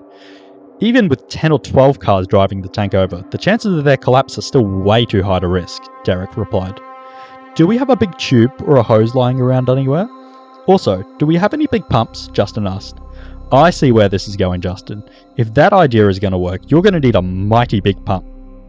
Getting that much methane across and into the tank in time is going to take some serious force, Derek replied. That water tank over there, next to the fuel tank, does it supply the base? It looks big enough to, Justin asked. Abigail's face lit up. She looked very eager to answer Justin's question. She looked like she would burst if she didn't spew out an answer in the next 2 seconds. Yes, Justin, there are 2 tanks. One is the auxiliary tank that is used for firefighting and for other various emergency purposes. The other is the general use tank for drinking, cooking, showers, and industrial purposes. Each tank holds approximately 5 megalitres of water. The pumps that allow access to the tanks are both capable of outputting at a flow rate of 220 litres a second. The ship is approximately 8 kilometres from here. We have plenty of suitable pipes and around the base that are suitable for transferring fuel. Also, that Abigail spoke, before being cut off. Whoa there, slow down, that's all the info we need, Derek interrupted. Justin was frustrated by Derek cutting it. Derek could have been more polite, but he chose not to be. I'm sorry, Abigail muttered, looking embarrassed while staring at the ground. That's okay, Abigail. You wanted to be thorough with your explanation, Justin replied, trying to comfort her. Justin gave Derek a frustrated look. Justin began to explain his idea. He was confident it was their best option for moving fuel. Right, we need some people to remove one of the water pumps from the tanks there. Obviously, the water will need to be disconnected between the tank and the pump first before removal. After that, we will need to figure out a way to fasten it to the fuel tank. Then, we need to scavenge together 8 kilometers or so of hose. After that, we will attach the hose to the pump and feed it into the fuel tank of the Bronto, Justin instructed. Everyone in the group split into 2 smaller groups, one to look for the hose and the other to help set up a pump.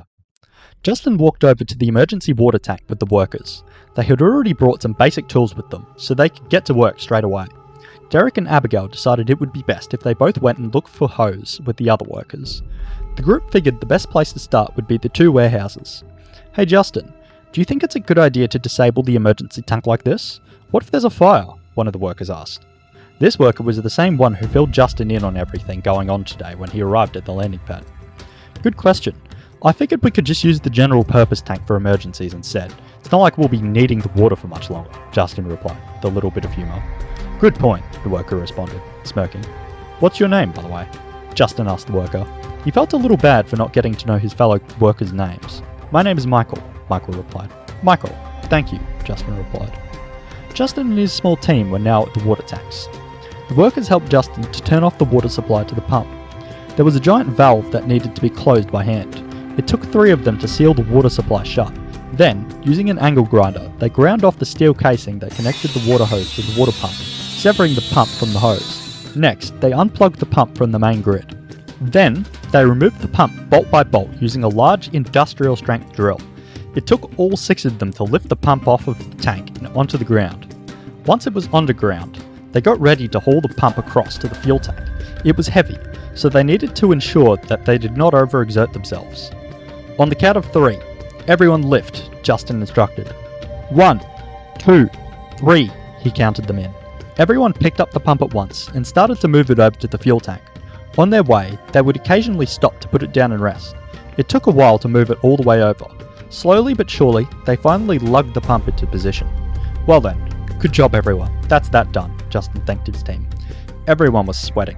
This was hard work in normal weather, let alone in the blistering heat of Solfilius. A couple of the workers sat down on the ground for a short rest, including Michael, who had helped out. Suddenly, one of Justin's team members collapsed without warning. Justin panicked. Hey, are you alright? Justin asked, alarmed. There was no reply. Help me get him into the car. It's almost certainly the heat. We can keep him cool in there, Justin ordered. On it, one of the workers replied, frantically. The worker quickly jumped into action, grabbing him by the legs while Justin grabbed his arms. They hauled him over and into Justin's car. Justin and the other worker got inside and let the airlock cycle before putting the air conditioning on. After a short period of time, the worker woke up. Justin let out a huge sigh of relief. Oh man, my head hurts, the worker complained. That's not a surprise. You hit the ground pretty hard, the other worker replied. Oh, phew. Do you feel okay? You fainted, Justin asked. Apart from my head, I feel fine. I'm really thirsty though. I'm probably dehydrated, the worker replied. We can get you some water. Stay in here for as long as you need, Justin said. Justin glanced over at the car console. It was 43 degrees Celsius outside. It was sweltering. It was no wonder the worker fainted. Justin opened his phone. He sent out a group message to all of his workers, asking one of them to bring some water out to the crew here. They were going to need it if they wanted to get this hosing out to the ship by the time the heat became intolerable. Even now they were cutting that deadline fine. Justin and the other worker stayed in the car for a while. Eventually, Derek, Abigail, and the other workers returned from the warehouses. On top of their cars were large reels of thick tubing. Each spool was a kilometre total in length. They had 9 of them between all the cars. That would be plenty to get the fuel across and into the ship. Justin decided it would be best to let someone else take care of his patient, as he would probably be needed to help lay down the piping. Are you all good to take care of him? Justin asked the other worker in the car who had just helped. All good, Justin, the other worker replied. As soon as everyone had parked their cars and got out, Justin put on his rebreather and got out of the car. He made sure to be quick so his patient wouldn't be without standard air for too long. Derek and the other workers began to carefully lift the spools of tubing off the roof of their cars and onto the ground. The heavy spools made a loud thump as they kicked up dust from the surface. Nice work, everyone. These will be perfect, Justin said, praising his team. All of the workers seemed satisfied with their efforts. Hey Justin, I got your message while we were out. I've got a few big bottles of water in my car. Everyone is more than welcome to use them, a worker said. Thank you, I appreciate it a lot, Justin replied. The worker went to grab a bottle and brought it to Justin. He took it and brought it over to the car he was just in. He knocked on the door. The door opened and he handed the bottle to the worker who fainted, and the other worker. Thank you so much, the worker who fainted replied. He began to drink quickly from the bottle. You're very welcome, Justin replied, before walking away to help with the fuel hose. Well then, you're the genius here. How should we go about getting a fuel hose from here to the ship? Derek asked. Justin did some thinking for a minute. Laying it out on foot was hardly an option. The heat was getting far too intense. At this rate, it may even become impossible to be outside without proper protection. Justin thought about it some more. An idea came to his head. Well, we could try to wheel the tubing across the base using our cars. It would be faster that way. Only problem is how we go about doing that, Justin suggested to Derek and the others. I have a telescopic metal rod in my car, Abigail stated. Justin was a little surprised. Why did Abigail have this in her car? More importantly, how was it supposed to help? Yep, that'll do, Derek replied hastily. Justin figured that Derek had a good idea, judging by his quick reply to Abigail's statement. Adding to this, Derek seemed to be getting impatient with the job. Who could blame him though? It was boiling outside, and everyone wanted to escape the heat as soon as they could. Abigail walked over to her car to grab the rod. She took it out of the boot and brought it over. Thank you, Derek said, taking the rod from her. Man, this thing is heavy. What's in this thing, uranium?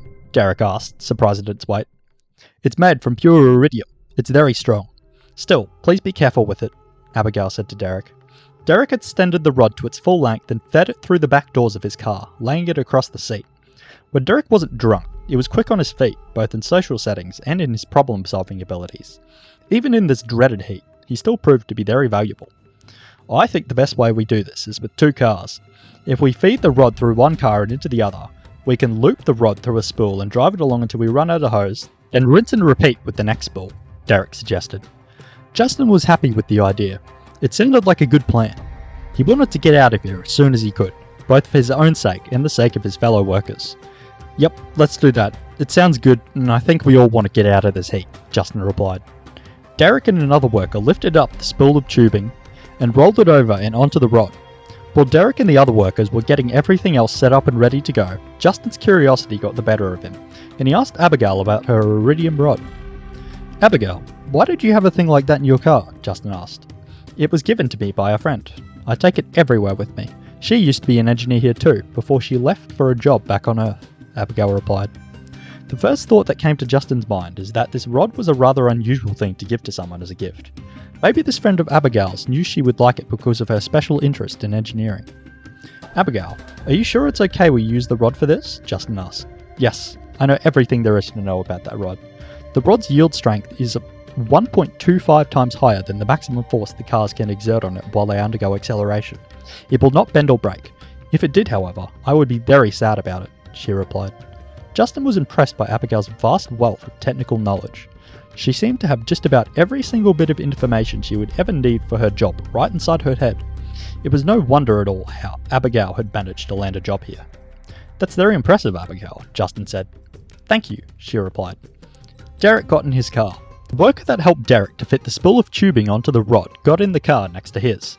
They began to drive away slowly, in synchronization. A couple of workers held onto the end of the pipe at the landing pad, ensuring that it wouldn't drag along with the car, and that the spool of piping would unwind as intended. The other cars then followed suit, carrying extra spools of hose with them, to replenish their supply along the way. Justin and the other workers walked back over to the fuel tank to resume work on the pump, as it was not yet attached to the tank. They located a spare outlet valve without a pump attached. This outlet valve saved the effort of removing one of the pumps already on the fuel tank. The workers lifted the pump into position with the help of a couple jacks that were in one of the workers' cars. They then bolted the pump in place. Using some ingenuity, Abigail hooked up the pump to a nearby power box, connecting it to the main grid. It took some fidgeting, but eventually she got the pump hooked up to the electricity it needed to function. The two workers holding the end of the fuel hose brought the hose to the pump, fitting it to the end. The pump was ready to run. Now, they just needed to wait for Derek to arrive at the ship. Everyone was drenched in sweat after all their work. The heat was becoming unbearable. Abigail, despite performing the least physical labour, seemed to be in the worst condition. She was the first to retreat to her car, followed by everyone else. Justin got inside his car, ensuring he knocked on the window firstly to warn his patient of his intention to get inside. As he was getting inside, he received a call from John. Justin, the heat out here is becoming intolerable for our workers. Our medical bay is filling up with people suffering from heat stroke and other heat-related illnesses. This is becoming unsustainable and putting a lot of unnecessary stress on our workers. I am moving everyone inside until the heat dissipates.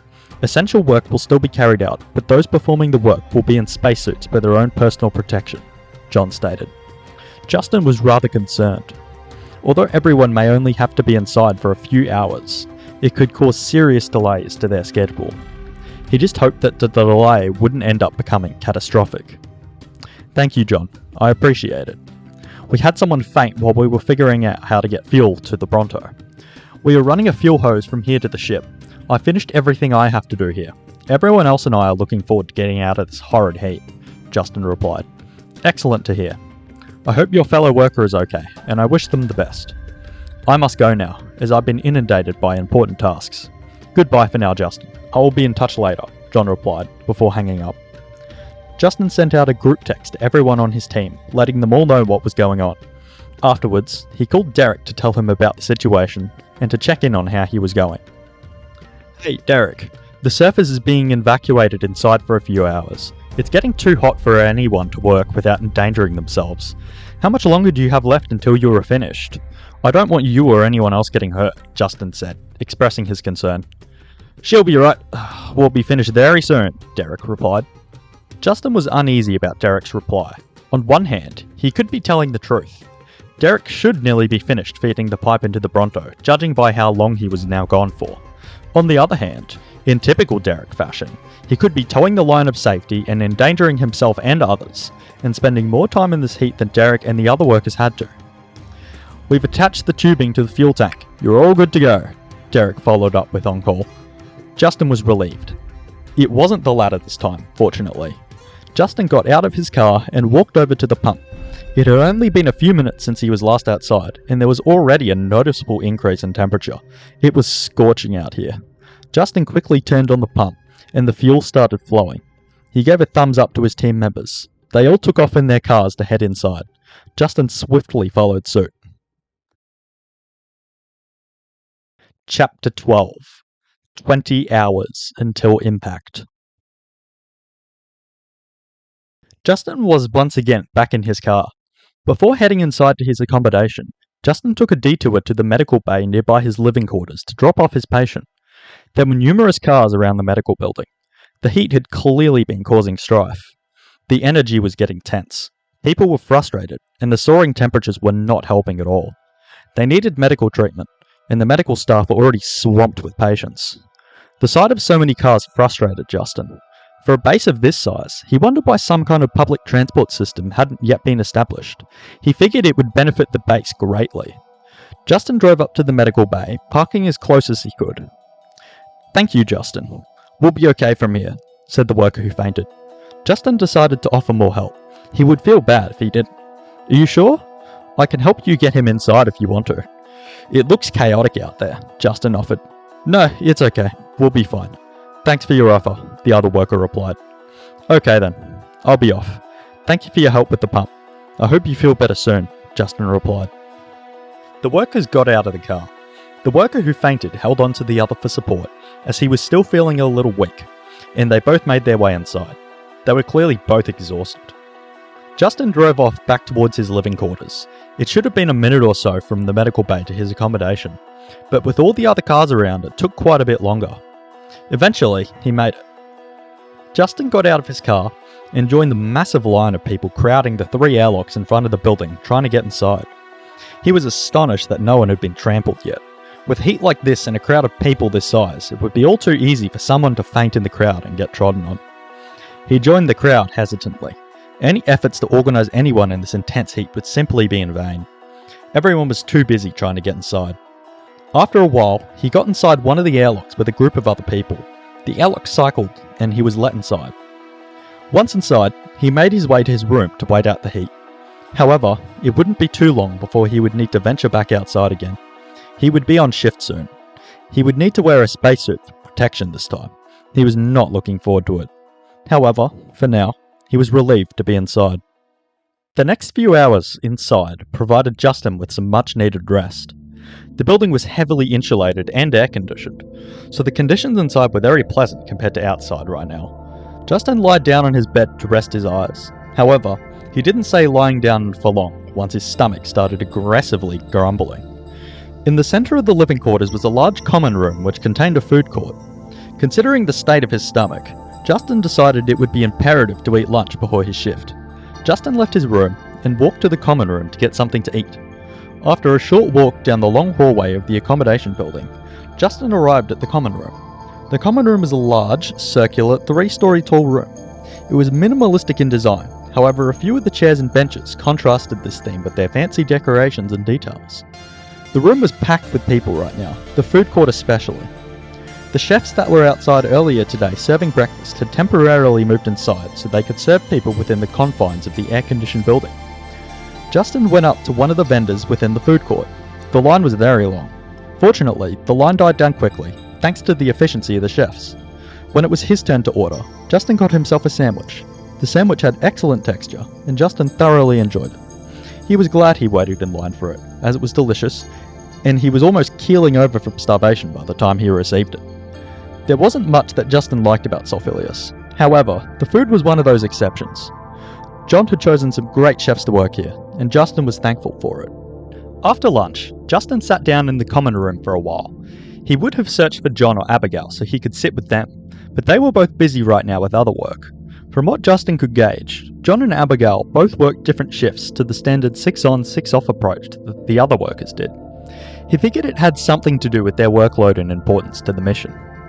Justin would have sat with Derek, but he knew he was situated in the other accommodation facility across the ravine.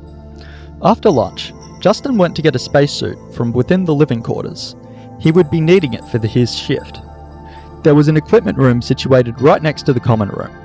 Within the room was a wide variety of different items that the workers might need in their day-to-day work.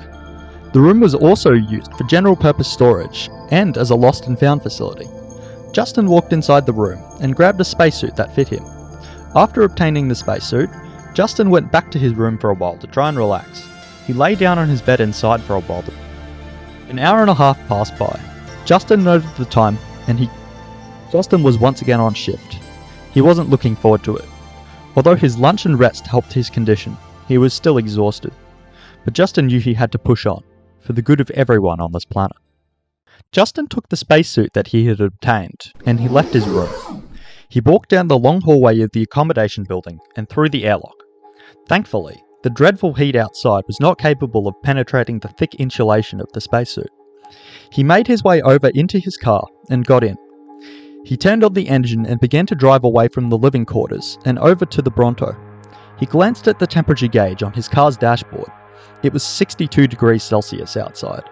The gauge had a safety warning displayed above it. Being out in this sort of weather unprotected for too long could definitely be dangerous. Justin looked up through the windscreen. Coronis was directly overhead. He flinched upon looking up. Coronis was overwhelmingly bright. The tinted window did little to shield his eyes. Justin could see heat ripples on the top of his car's bonnet and even over the horizon. It was scorching out there. Driving. Justin arrived at the Bronto. The number of workers had dropped substantially after everyone was evacuated out of the area. Work had slowed to a crawl. The spacesuits weren't exactly helping with productivity either. Upon seeing this, Justin began to worry. The lack of people was clearly killing their productivity. It was paramount that he and the other workers kept performing essential work on the craft, because if they didn't, they ran the risk of ending up with an unfinished ship. Justin figured there was no point standing around watching, so he got to work right away. For some reason, a large group of Justin's crew had parked next to the ship and were all discussing something. Justin thought it would be best to check up on them. Derek was a part of this group too. Justin walked up to them. "Hey, how's everything going?" Justin asked them. "Hey buddy, well, we've run into a bit of a problem. We need to move some big-time cargo over to the ship. The engineers here need it to get on top of old Betsy here more easily. They've asked for a few scissor lifts and also a cherry picker. There's a few in the parts and service warehouse, but getting them over here is the problem. The valley here is steep, and if we just drive them in, I can almost guarantee you they'll have a topple," replied Derek. Although he had many flaws, Derek was intelligent. He was great at spotting problems. Adding on to this, Derek often came up with solutions to problems just as quickly as he could find them. "Should we go take a look at what we're dealing with here?" asked Justin. "Sounds like a plan to me," Derek replied. Derek began to walk towards his car, and Justin followed. They both got in. Justin and Derek both took their helmets off. Justin's nose was met with a stench of alcohol and something else foul. He flinched upon smelling it. Derek's car was a mess. There were various mechanical and electrical parts scattered over the floor. Food and drink containers littered the dashboard and seats. "You've never been one for being tidy, have you, Derek?" Justin said smugly. I've got better things to do with my time," Derek replied. "Yeah, of course you do," Justin responded sarcastically. Derek turned on the engine and began to drive towards the parts and service warehouse. Justin hadn't been into the parts and service warehouse before. He imagined it would be similar to the construction and fabrication warehouse in a lot of ways. Only difference being, obviously, this one was for equipment and vehicles rather than the building of equipment and vehicles. Derek pulled up to the warehouse. Justin and Derek got out of the car, not before putting on their helmets, however. The outside of this warehouse was identical to the construction and fabrication warehouse. There were 3 doors into the warehouse, 1 large and 2 small. Derek and Justin walked up to the small door designed for people and walked inside. Justin scanned over the building. It was filled with all kinds of equipment and machinery. He spotted a cherry picker over in the far right corner. Close to it were a few scissor lifts, 5 to be exact. They wouldn't be needing that many, however. "Over there," signaled Justin. "Good spotting," Derek replied. The two made their way over to the scissor lifts and the cherry picker. As they walked over, they passed all sorts of equipment and vehicles. Cars were a major one. There were thousands of cars on site for personal worker transportation.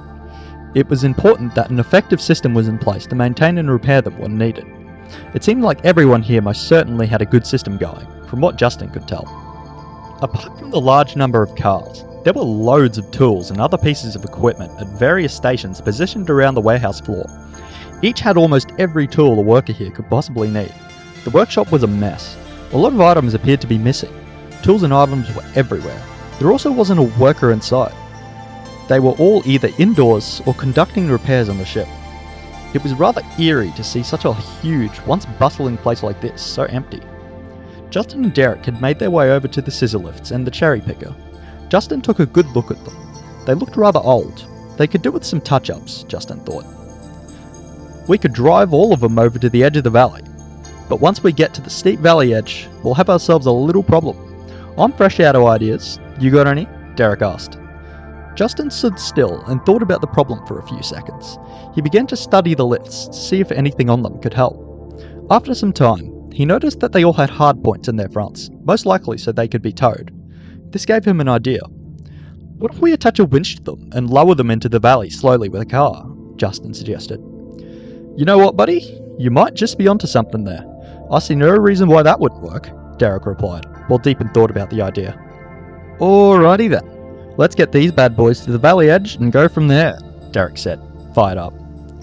Justin and Derek both climbed inside of a scissor lift and a cherry picker, respectively. The scissor lift had a small platform on its base that had a steering wheel and a throttle handle. The throttle controlled the speed, and when pulled backwards, would put the lift into reverse. There was a bright red button that served as an emergency stop, and a green button to turn the electric engine on. Justin had never used one of these before. He pressed the green button. The engine whirred to life. He slowly pushed the throttle forwards. The throttle was a little stiff, probably from rust and the machine's age. The scissor lift began to move forward slowly. Looks like you've already got the hang of it. I was going to teach you how to use it, but looks like you're already an expert, Derek joked. Derek followed Justin in the cherry picker. They drove over to the large vehicle door at the front of the warehouse. The door opened automatically and led them into a large airlock. The airlock had two huge air pumps attached to its sides to filter out the massive air that was in the room. They roared as they sucked out the air in the room, filtering it with the Solfilius atmosphere. The front of the airlock door opened, letting them outside. Derek and Justin drove slowly across the ground, dust kicking up behind them. The speed of the lifts came nowhere near the speed of the cars. Their trip would be a lot longer than normal because of this. After a long drive, they eventually made it to the edge of the valley. Justin contacted his team on his phone. He instructed them to bring a car with a few people to help them out. He also asked them to go and retrieve Derek's car from the warehouse and bring 2 more scissor lifts from inside. Justin and Derek sat around for a while and waited for help to arrive. They chatted a little bit while they waited. Eventually, 2 cars turned up, one of which was Derek's. After a little bit more time, the other 2 scissor lifts turned up. There were 4 people from Justin's team here now, 1 in each vehicle, totaling 6 when Justin and Derek were included. Justin and Derek got out of their lifts. The 2 cars parked directly behind the cherry picker and the scissor lift. Justin and Derek walked up to the cars, taking the winches from them and hooking them onto the scissor lift and the cherry picker, respectively. We've got to move quickly. Let's lower both of them down at the same time. We got a schedule to meet, Derek suggested. Agreed. Take extra care though. We don't want any accidents on our hands, Justin warned. Justin got his phone out and called the driver that was now attached to the scissor lift. Derek followed suit, doing the same and calling the worker attached to the cherry picker. Alright, start driving down slowly, Justin instructed his team member. Bring it down, easy does it, Derek also instructed. Justin, Derek, and the other 2 workers watched on in suspense. The cars began to creak forward. The cherry picker and scissor lift both began their descents down the slope. The slope was around 50 meters long. The Bronto wasn't in a big valley. A ditch might have been a more accurate term if it was any smaller. Despite this, 50 meters was still a long way to lower 2 giant pieces of equipment. Slowly but surely, the cherry picker and the scissor lift made their way down the slope. At this point, the vehicles were around halfway. Justin could feel sweat forming on his forehead. He wasn't sure if it was because of the tension of the situation, the heat, or both. Justin could tell just by looking that it was boiling outside of the confines of his spacesuit right now. It almost felt like the heat was magically seeping through the thick insulation in his suit. Justin's heart skipped a beat when he caught himself zoning out thinking about sweat. His eyes immediately darted over to the scissor lift and the car he was responsible for. He felt a rush of relief when he saw things were still under control. Keep it steady, you're doing well, Justin encouraged the driver. Only a few more meters now. Justin began to feel the weight of the situation lift, but they still weren't out of the woods yet.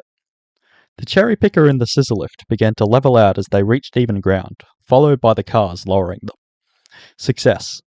Great job, everyone, Justin said to his team members once they got out of the cars. The other 2 workers were cheering from the top of the valley. Thank you, Justin, said Michael, the same worker Justin was speaking to earlier in the day.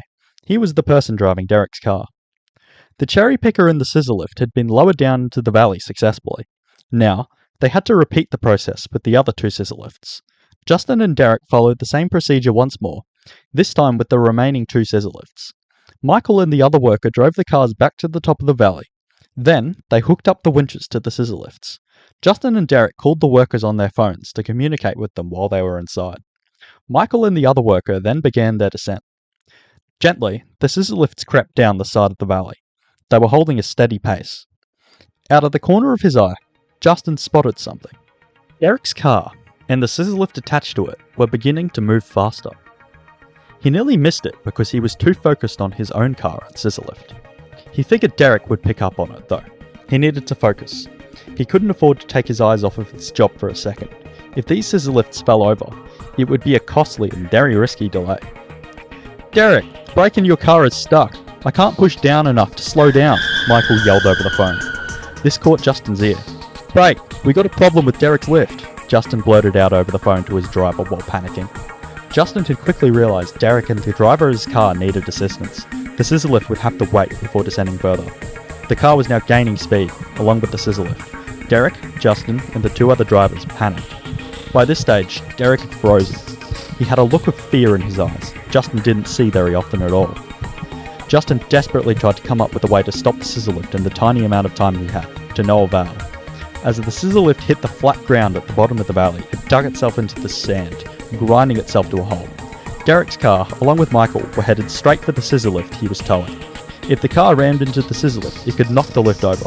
Worse, Michael could be hurt. Michael swerved out of the way just before impact. The winch was still attached to the lift, however. If Michael didn't detach the winch, he ran the risk of pulling the scissor lift over. "Kill the winch!" yelled Derek in a panic. He had come out of his freeze state. Michael scrambled over the call to find the emergency button to disconnect the winch. The winch was nearly out of slack until Justin and Derek heard the click of the winch disconnecting. The car flew along the sand before turning around and slowly coming to a stop near Justin and Derek. Justin, Derek, and the other workers rushed over to see if Michael was okay. The car door opened, and Michael stepped out. "Hey, are you okay?" asked Justin, worried. "Yeah, I'm fine. Just a little shaken up is all," Michael replied. "Well, what can I say? The NFMC standard issue cars are nothing less than a gift from the heavens," Derek joked, pausing momentarily to think of a comparison in his statement. Justin knew from a great amount of experience that Derek was one to suppress his emotions.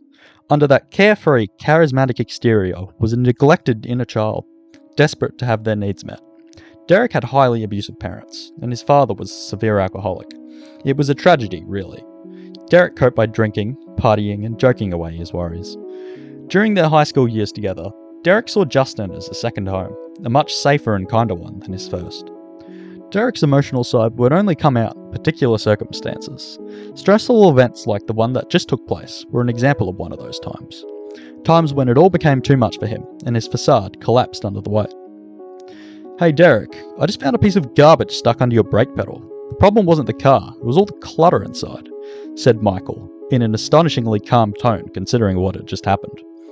"Well damn, maybe a clean out or two every now and again wouldn't hurt," Derek sarcastically replied.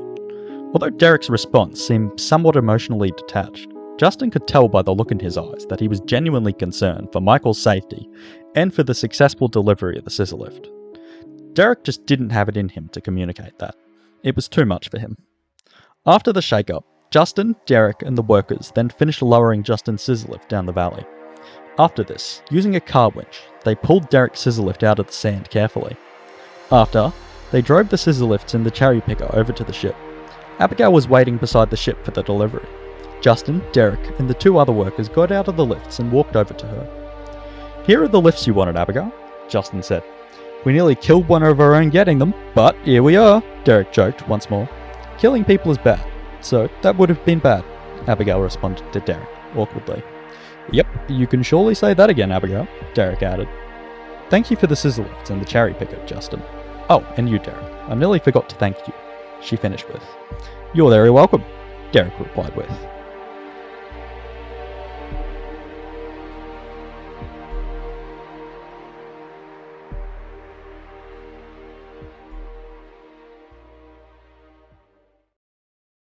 Chapter 13. 18 hours until impact. Abigail stood still for a few seconds, glancing at the ground. Suddenly, her face began to scrunch up, and after a few seconds, she began to sob uncontrollably. She walked away towards the ship and sat down, leaning against it. Justin swiftly followed her, sitting down next to her. "Hey, are you okay?" Justin asked. "No," Abigail replied. Her voice was breaking up. She was clearly very distressed. "All the people, the heat, the stress of this job, it's already a lot for me. I can't imagine what it's like for you," Justin continued. "Yes, it's horrible," Abigail lamented. A few seconds passed while Abigail cried. "I like you, Justin. You're easy to get along with. Other people are hard," she added, her voice still heavily broken. "Is it okay if I put my arm around you?" Justin asked. Justin thought Abigail might appreciate some physical touch right now, but he wasn't sure. Justin thought it might be a helpful offer. Abigail nodded in response to Justin's offer. Justin put his arm around Abigail, putting his hand on her far shoulder. Their spacesuits made their arrangement a little awkward, but it was comfortable like this. They sat still for a while. Abigail began to calm down quickly. Justin simply being there with her was a big help in relieving her stress. Eventually, Abigail got up. Justin followed. "I have work to do." "Thank you, Justin," Abigail said, somewhat bluntly. Although she was still upset and had tears rolling down her cheeks, she was now smiling. It seemed like Justin had helped a lot. "Oh, are you sure you're ready to go back? I know we're kind of in a rush and all, but you could sit with me a little longer if you would like," Justin suggested. "No, it's okay. Thank you for offering," she replied sweetly. Justin was a little taken aback by her sudden rush to get back to work. However, he figured that Abigail just wanted a distraction from how she was feeling. Justin didn't take it personally. Abigail just interacted with other people in a different way to others. Justin felt good about being able to help her. He cared about her well-being a lot. Justin got back to work. His primary duty right now was monitoring his team members and ensuring everything ran smoothly. Due to the weather, there were only a few people working at the moment, so his workload was thinned out for the time being. Justin watched the repair crews operate the cherry picker and scissor lifts while he was on shift. They would go up and down, carrying workers on and off of the roof or to a particular height to conduct repairs on the side of the ship. It was satisfying to him seeing the workers use the lifts. All his hard work, the hard work of Derek, and the hard work of the others that helped in moving the lifts had paid off. While Justin was busy working, Derek approached him. Derek had just been looking around the ship. He had a concerned expression on his face. Such a sight was a rarity. "Hey, Justin. I was just taking a look-see around the ship since my curiosity got the better of me. And, to say the least, what I saw was rather concerning. Now, I don't know if it's the heat, the stress, the sleep deprivation, or just plain old stupidity, but I saw some major problems with the Bronto in my quick walkthrough. For a start, some of the essential wiring of the ship has been repaired incorrectly. You know, nothing too big or important though. Only the stuff that controls and powers the life support systems and the engines, fortunately. Another thing I spotted were some serious structural problems with the hull. There are at least 10 different points in the roof that haven't been fixed properly, and those were only the ones I spotted. They'll bust wide open the moment we get high enough into the atmosphere. Now all this has got me a bit worried.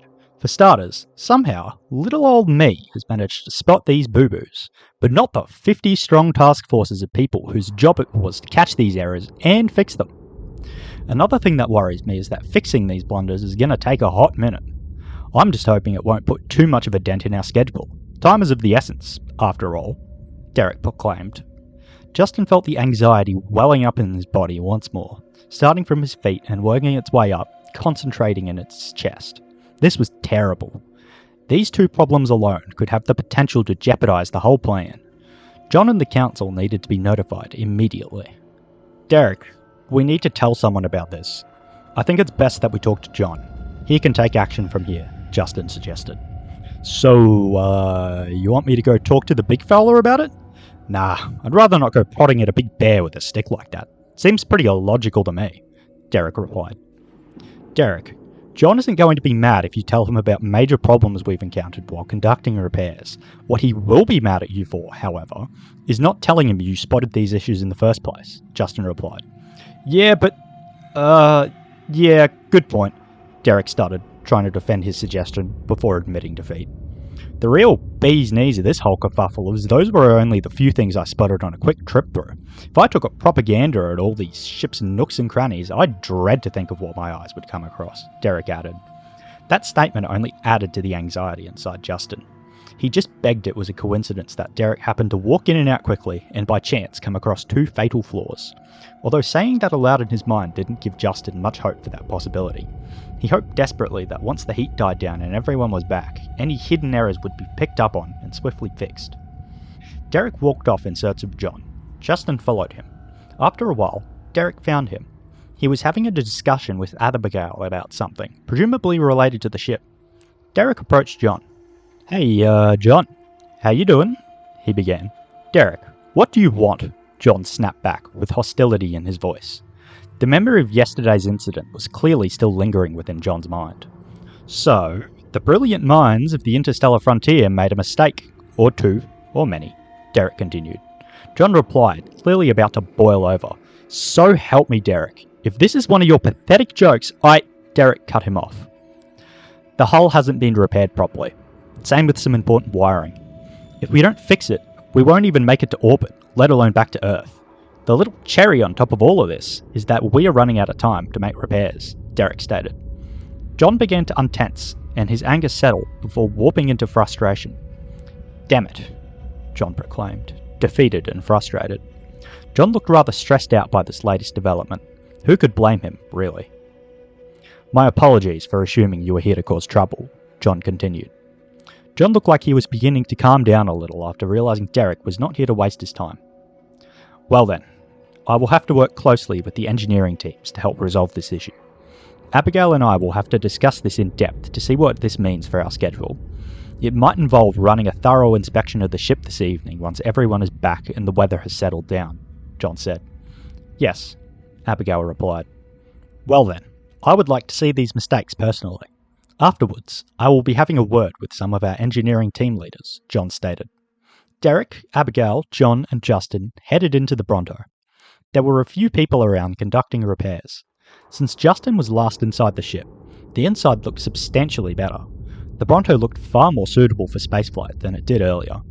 Justin was relieved by this. However, the mistakes that Derek had pointed out were still playing on his nerves. Now, if you will look to your left, you will witness some rather shoddy workmanship. You may or may not have noticed the welds in the hull. The welds have been made in the incorrect spots, and are in fact not holding anything together at all. They're just useless metal blobs. The moment the ship gets into the vacuum of space, that section of the hull will crumble like the suspension springs in the cars on this damn planet, Derek proclaimed in an upbeat yet condescending tone. I'm no expert on welding or construction, but Derek certainly has a point. It's not something that is very easy to spot without someone pointing it out to you. Another thing, it's easy to get the impression that a welding issue like this would be an easy mistake to catch, John stated. Now, if you look below the titanium grating under our feet, you will notice the large lengths of tubing running through under the ship. Within them was wiring. Some of the tubing is missing, so our fellow workers can access the wires. No biggie there. That's a normal procedure for repairing wiring like this. The problem arises with the wires themselves. As you may very well observe, it's a spaghettified mess. There are wires in here connecting to other wires that shouldn't be connected to. The wires are practically begging for a giant warning, flammable sign right beside them, Derek continued, maintaining his tone from before. The wiring made Justin panic a little. It didn't look like a simple repair. That wiring was essential to running important onboard systems, and it looked like it would take a lot of time to fix. He hoped the electrical group would manage in repairing the most important stuff. Justin figured it would be best to get back to work. There was no point in him standing around here looking at problems that he wasn't in charge of fixing, after all. It would serve to do nothing but worry him more. The problems were now in good hands. Abigail was a very talented engineer, and John was an excellent leader. Not to mention all the other members of the engineering teams who would now be aware. "I'm going to get back to work now," Justin stated. "That's okay, Justin. I will be in a meeting for the next half an hour or so. I will be available after the meeting if you need to discuss anything with me, unless it's an emergency, of course. Then by all means interrupt me. Derek, you will be joining us to discuss this with the council further. Abigail, I strongly encourage you to come along as well unless you have something more pressing to attend to," John said. "See you, John," Justin replied. "Okay, Abigail replied. Well, beats driving stuff back and forth all day, Derek joked. Chapter 14. 16 hours until impact. On Solfilius, it was now a few hours past midday. The planet had cooled down, and it was now safe to work without spacesuits.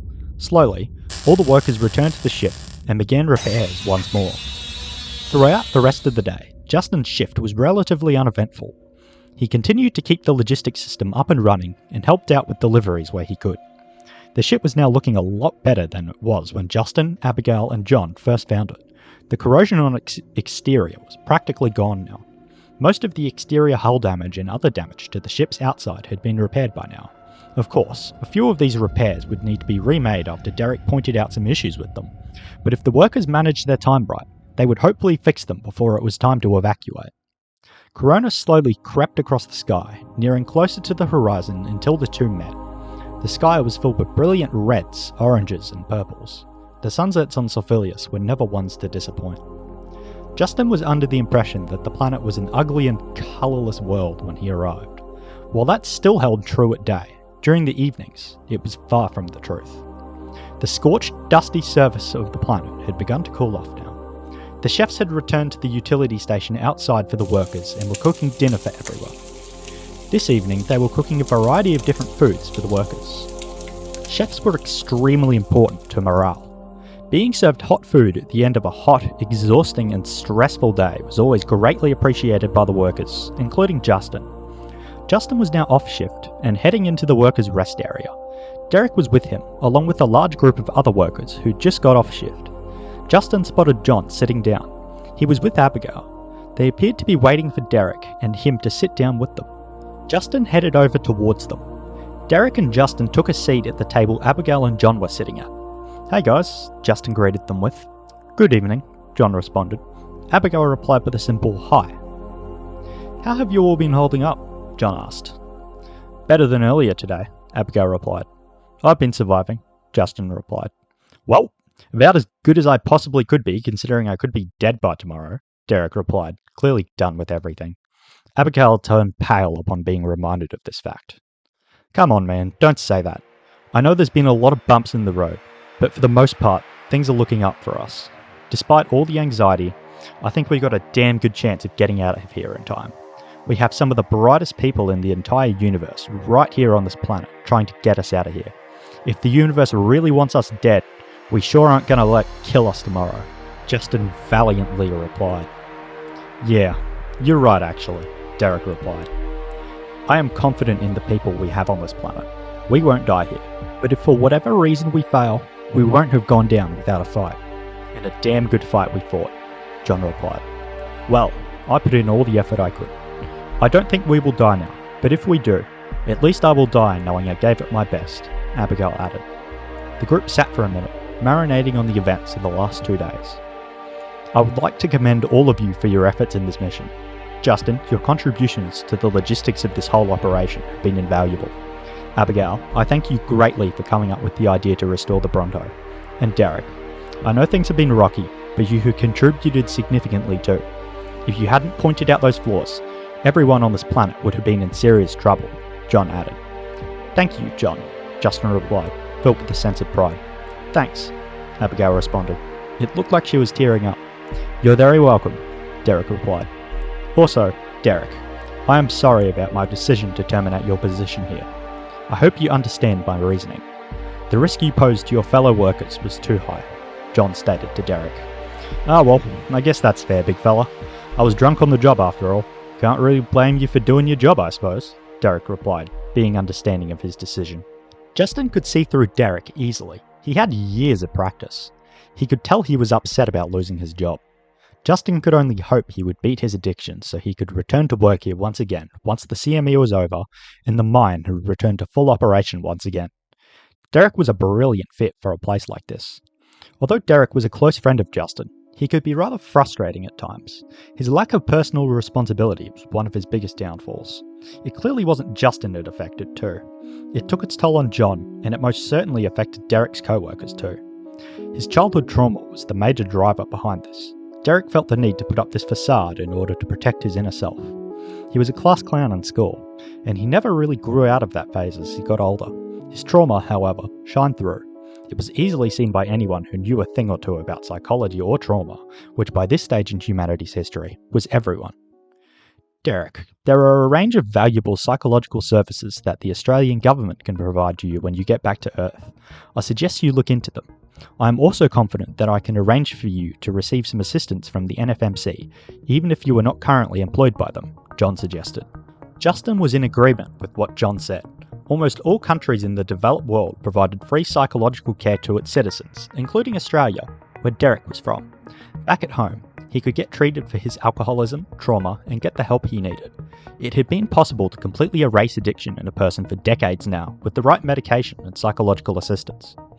A psychologist helped me a lot, Abigail chimed in. Derek sat still and thought. Either he was trying to come up with a witty way to respond, or was genuinely considering seeking professional help. Of course, there was always the possibility of both. He just didn't want to admit he was seeking help, because he wanted to keep up appearances. Therapy, eh? Tell you what, my psycho parents needed some desperately, Derek replied, jokingly. Despite it seeming like Derek was trying to dodge the question, Justin could not agree more. In the limited interactions he had with Derek's parents during his high school years, he learnt a few things. His dad was also an alcoholic, a severe one at that, and his mother was clearly a narcissist. Derek wouldn't have the problems he had today if his parents met his needs, or treated him with any level of respect for that matter. Justin tried to steer the conversation back to him again, while also trying to not pressure him too much. If Derek didn't want to talk, it wouldn't be helpful to Justin to force him to. Your parents have definitely had a long-lasting effect on your mental well-being. I think it's worth considering seeing a psychologist, Justin suggested. Or, I could just, Derek replied, making a drinking motion with his hand at the end of his statement. Justin frowned at Derek in disappointment. Derek was intelligent enough to realise that alcohol was not an ailment to his needs. Justin just hoped that he would take that on board soon. Derek, John said, in a sterner tone than his usual, clearly frustrated with his response. Hey, Derek, if you don't want to talk about this right now, you don't have to. We can switch the subject, Justin replied, trying to be patient. Justin could sense an argument bubbling. Normally Justin and John were patient people. Patience was a very important thing to have when helping people who were mentally ill. However, their patience could only run so thin when they were both exhausted from working and the threat of a CME was looming around the corner.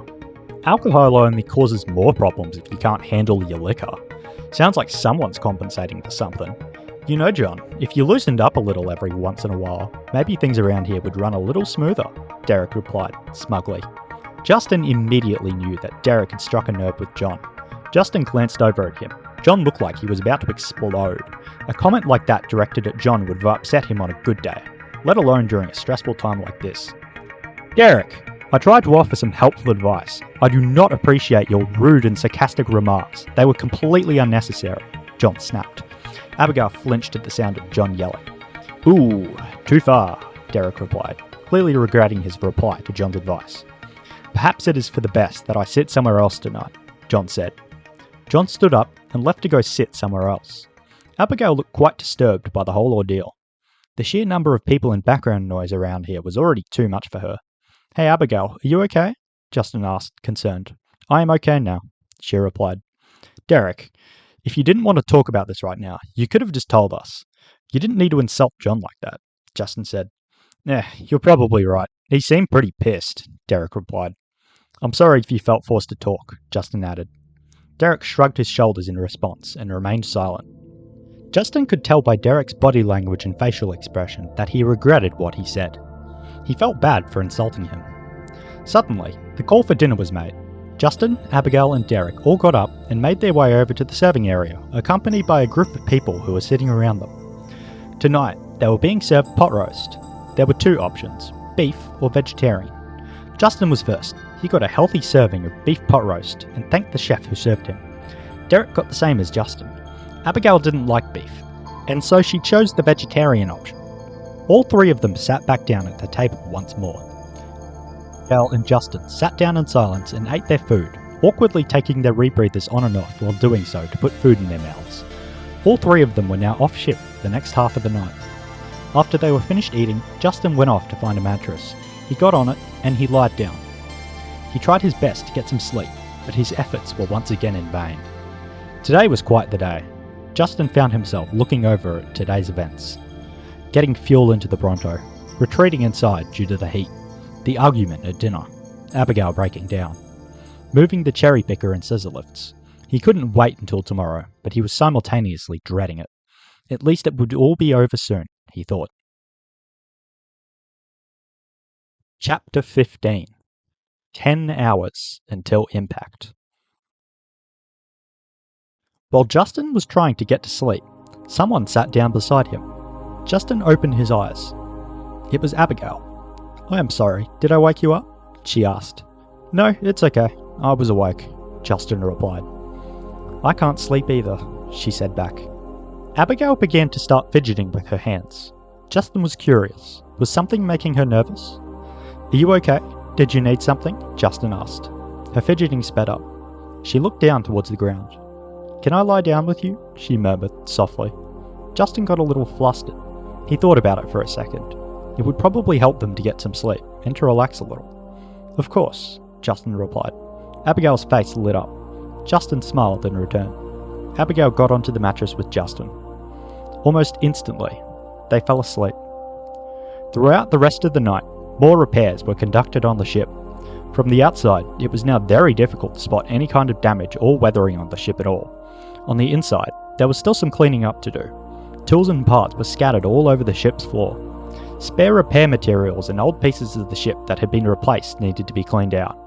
Aside from some cleaning, the inside was nearly fully repaired. The ship's fuel tank was almost full. It was expected to reach 100% just before dawn arrived. Justin felt a blunt thud on his arm. He woke up and opened his eyes. It was Derek. He had given Justin a gentle kick to wake him up. It was dark right now. The gentle glow of the nebula was visible in the night sky. Derek let out a smirk when he saw Justin and Abigail sleeping together. "Heh. Hey buccos, wake up. We're on shift," said Derek. It was their final shift. After this, it would be all over. For better or far worse. By this time, Abigail had wrapped her arms around Justin and was fast asleep. It was freezing cold right now, and she probably wanted to keep warm. It was around midnight now. "Oh man, I was fast asleep," Justin replied, drowsily. "No kidding," Derek replied. "Hey Abigail, wake up," Justin said. Abigail awoke. She opened her eyes. She murmured sleepily. "Shift time," said Derek once again. "Oh," she replied. Justin or Abigail was looking forward to more work. They needed to sleep. However, they got up and got to work anyway. The ship wasn't going to prepare for takeoff by itself, after all. The rest of the night was nothing but a blur. Justin helped with the last few deliveries of items, ensuring that they got to the ship in a timely manner. The rest of the night was mostly smooth sailing. More repairs were conducted.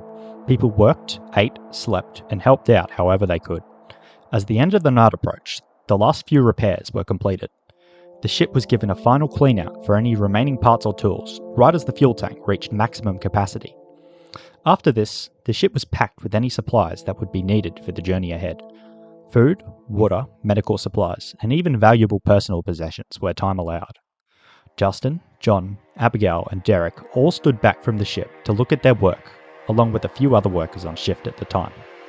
They were filled with an immense sense of pride by what they had accomplished. Everyone could now finally see the light at the end of this long, arduous tunnel. The only thing remaining now was to conduct a few final checks and to get everyone on board. The ship was ready.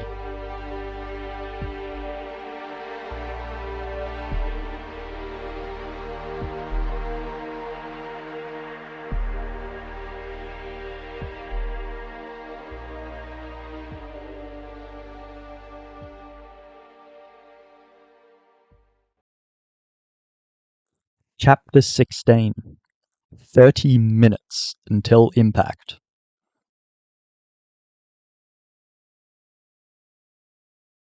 Coronis was beginning to shed an ominous glow above the horizon, her unbridled wrath now prepared to let loose upon the planet. The temperature was rising far quicker than it would normally this time of the day. Some stray particles from the CME were already making an impact with the planet, increasing the temperature. The full fury of the CME had not yet reached them. However, it would very soon. This morning was go time. Nothing could go wrong now. 10,000 lives were at stake.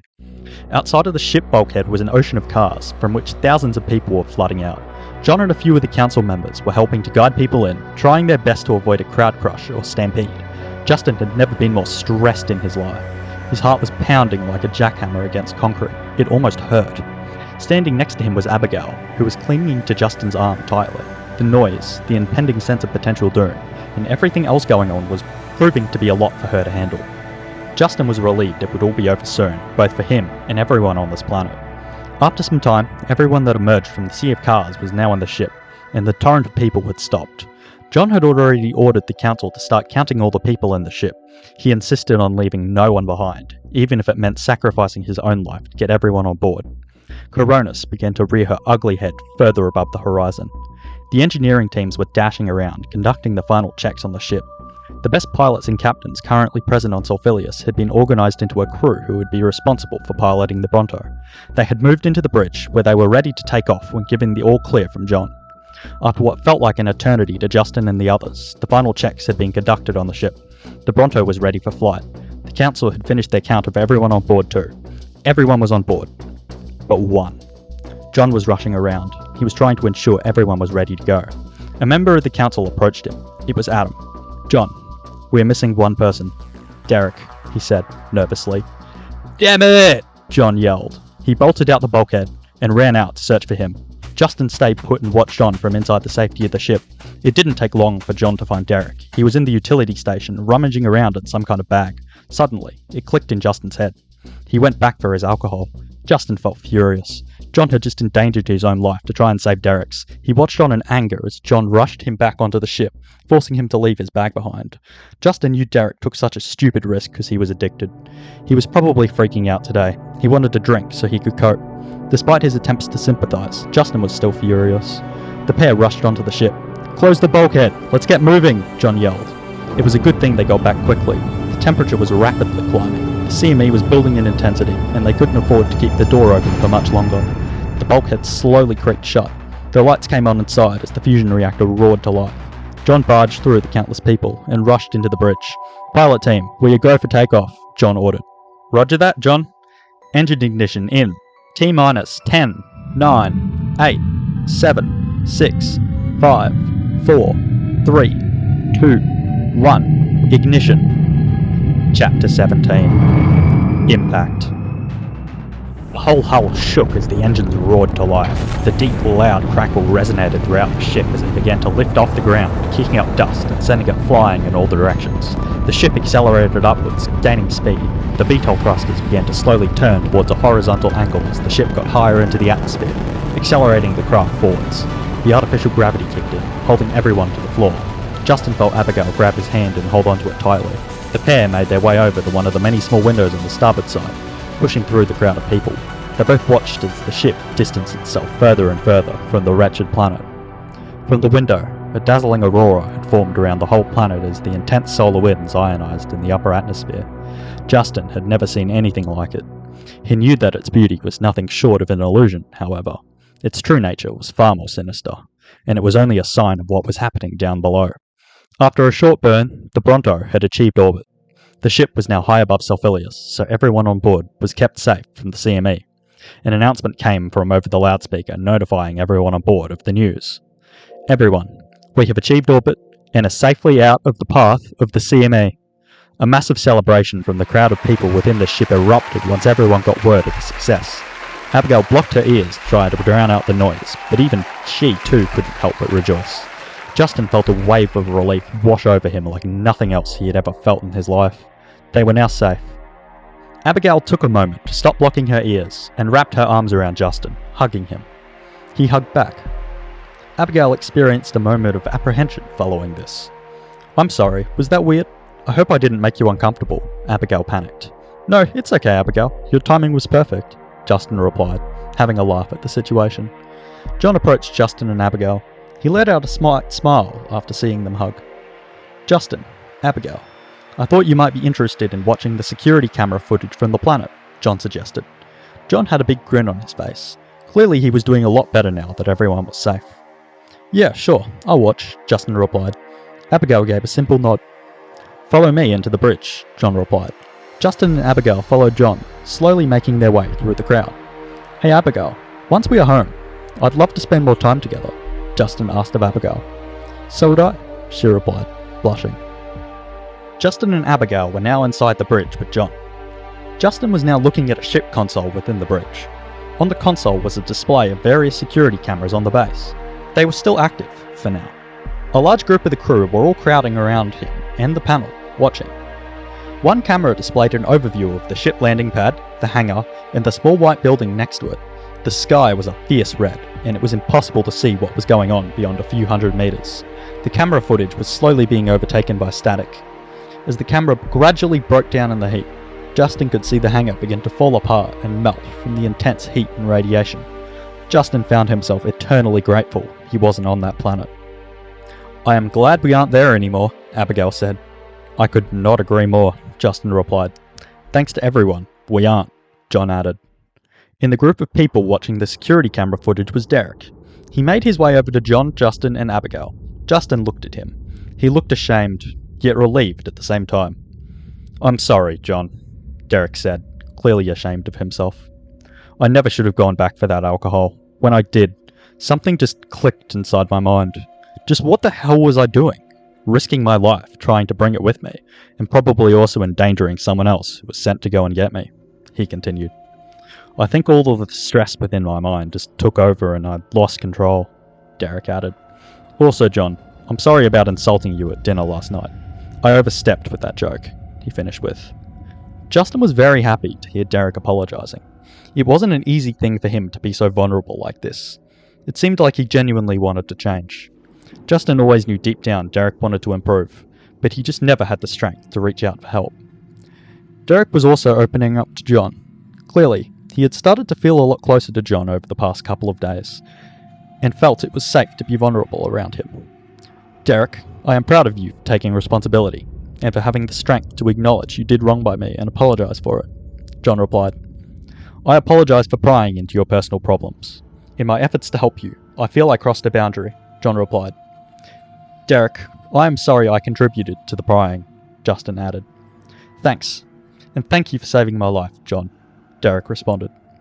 I'm sorry I cut you off while you were talking about the water tanks yesterday, Abigail. I see you've gotten a little involved with my friend Justin. Treat him well. Also, he hates having his hair touched, so make sure you do it as much as you can, Derek apologised and joked. I will treat him well. Thank you for apologising, Derek. I will touch his hair, Abigail replied, somewhat awkwardly, accepting his apology. Derek's true self had been fully brought out by everything that had happened over the past couple of days. Justin couldn't remember the last time he had seen Derek like this. It was nice to see him being open, despite it clearly being difficult for him. An alert came in over one of the screens on the small ship was docking on a side port on the Bronto. Ah, that must be the utility station crew now. I am going to greet them now, John said. Pilot crew, send out a message to the colony on Liberandum. Tell them we will be arriving on the planet and to make preparations for us to land. We can stay there for a short time and make our way back to Earth from there, John instructed. John then left the bridge. On it, sir, one of the crew members replied. Justin was very happy that all of his co-workers from the utility station had made it. He followed John to go and greet them. The workers entered the Bronto, followed by a big cheer from everyone on board. Justin rushed up to say hello. The crew was given a very warm welcome by everyone. He spoke to his co-overseer, Randy, about each other's experiences and about everything that went on during the chaos over the last few days. After greeting the Orbital Gateway crew, Justin and John both made their way back to the bridge once again to be with everyone. We will be engaging the warp drive soon. I have been told the journey should take about 5 days or so. The message capsule should arrive a day before us to inform the colonists on Liberandum of our arrival, John stated. Great to hear, Justin replied. John, Justin, Derek, and Abigail all stood together and watched through the front window on the bridge. One of the pilots started counting down. Engaging warp drive in T-minus 10 seconds. 5 seconds. 4, 3, 2, 1. Warp drive engaged. A low electrical hum resonated throughout the ship as the warp drive began to operate. They had done it. Everyone was saved. Their journey home had begun.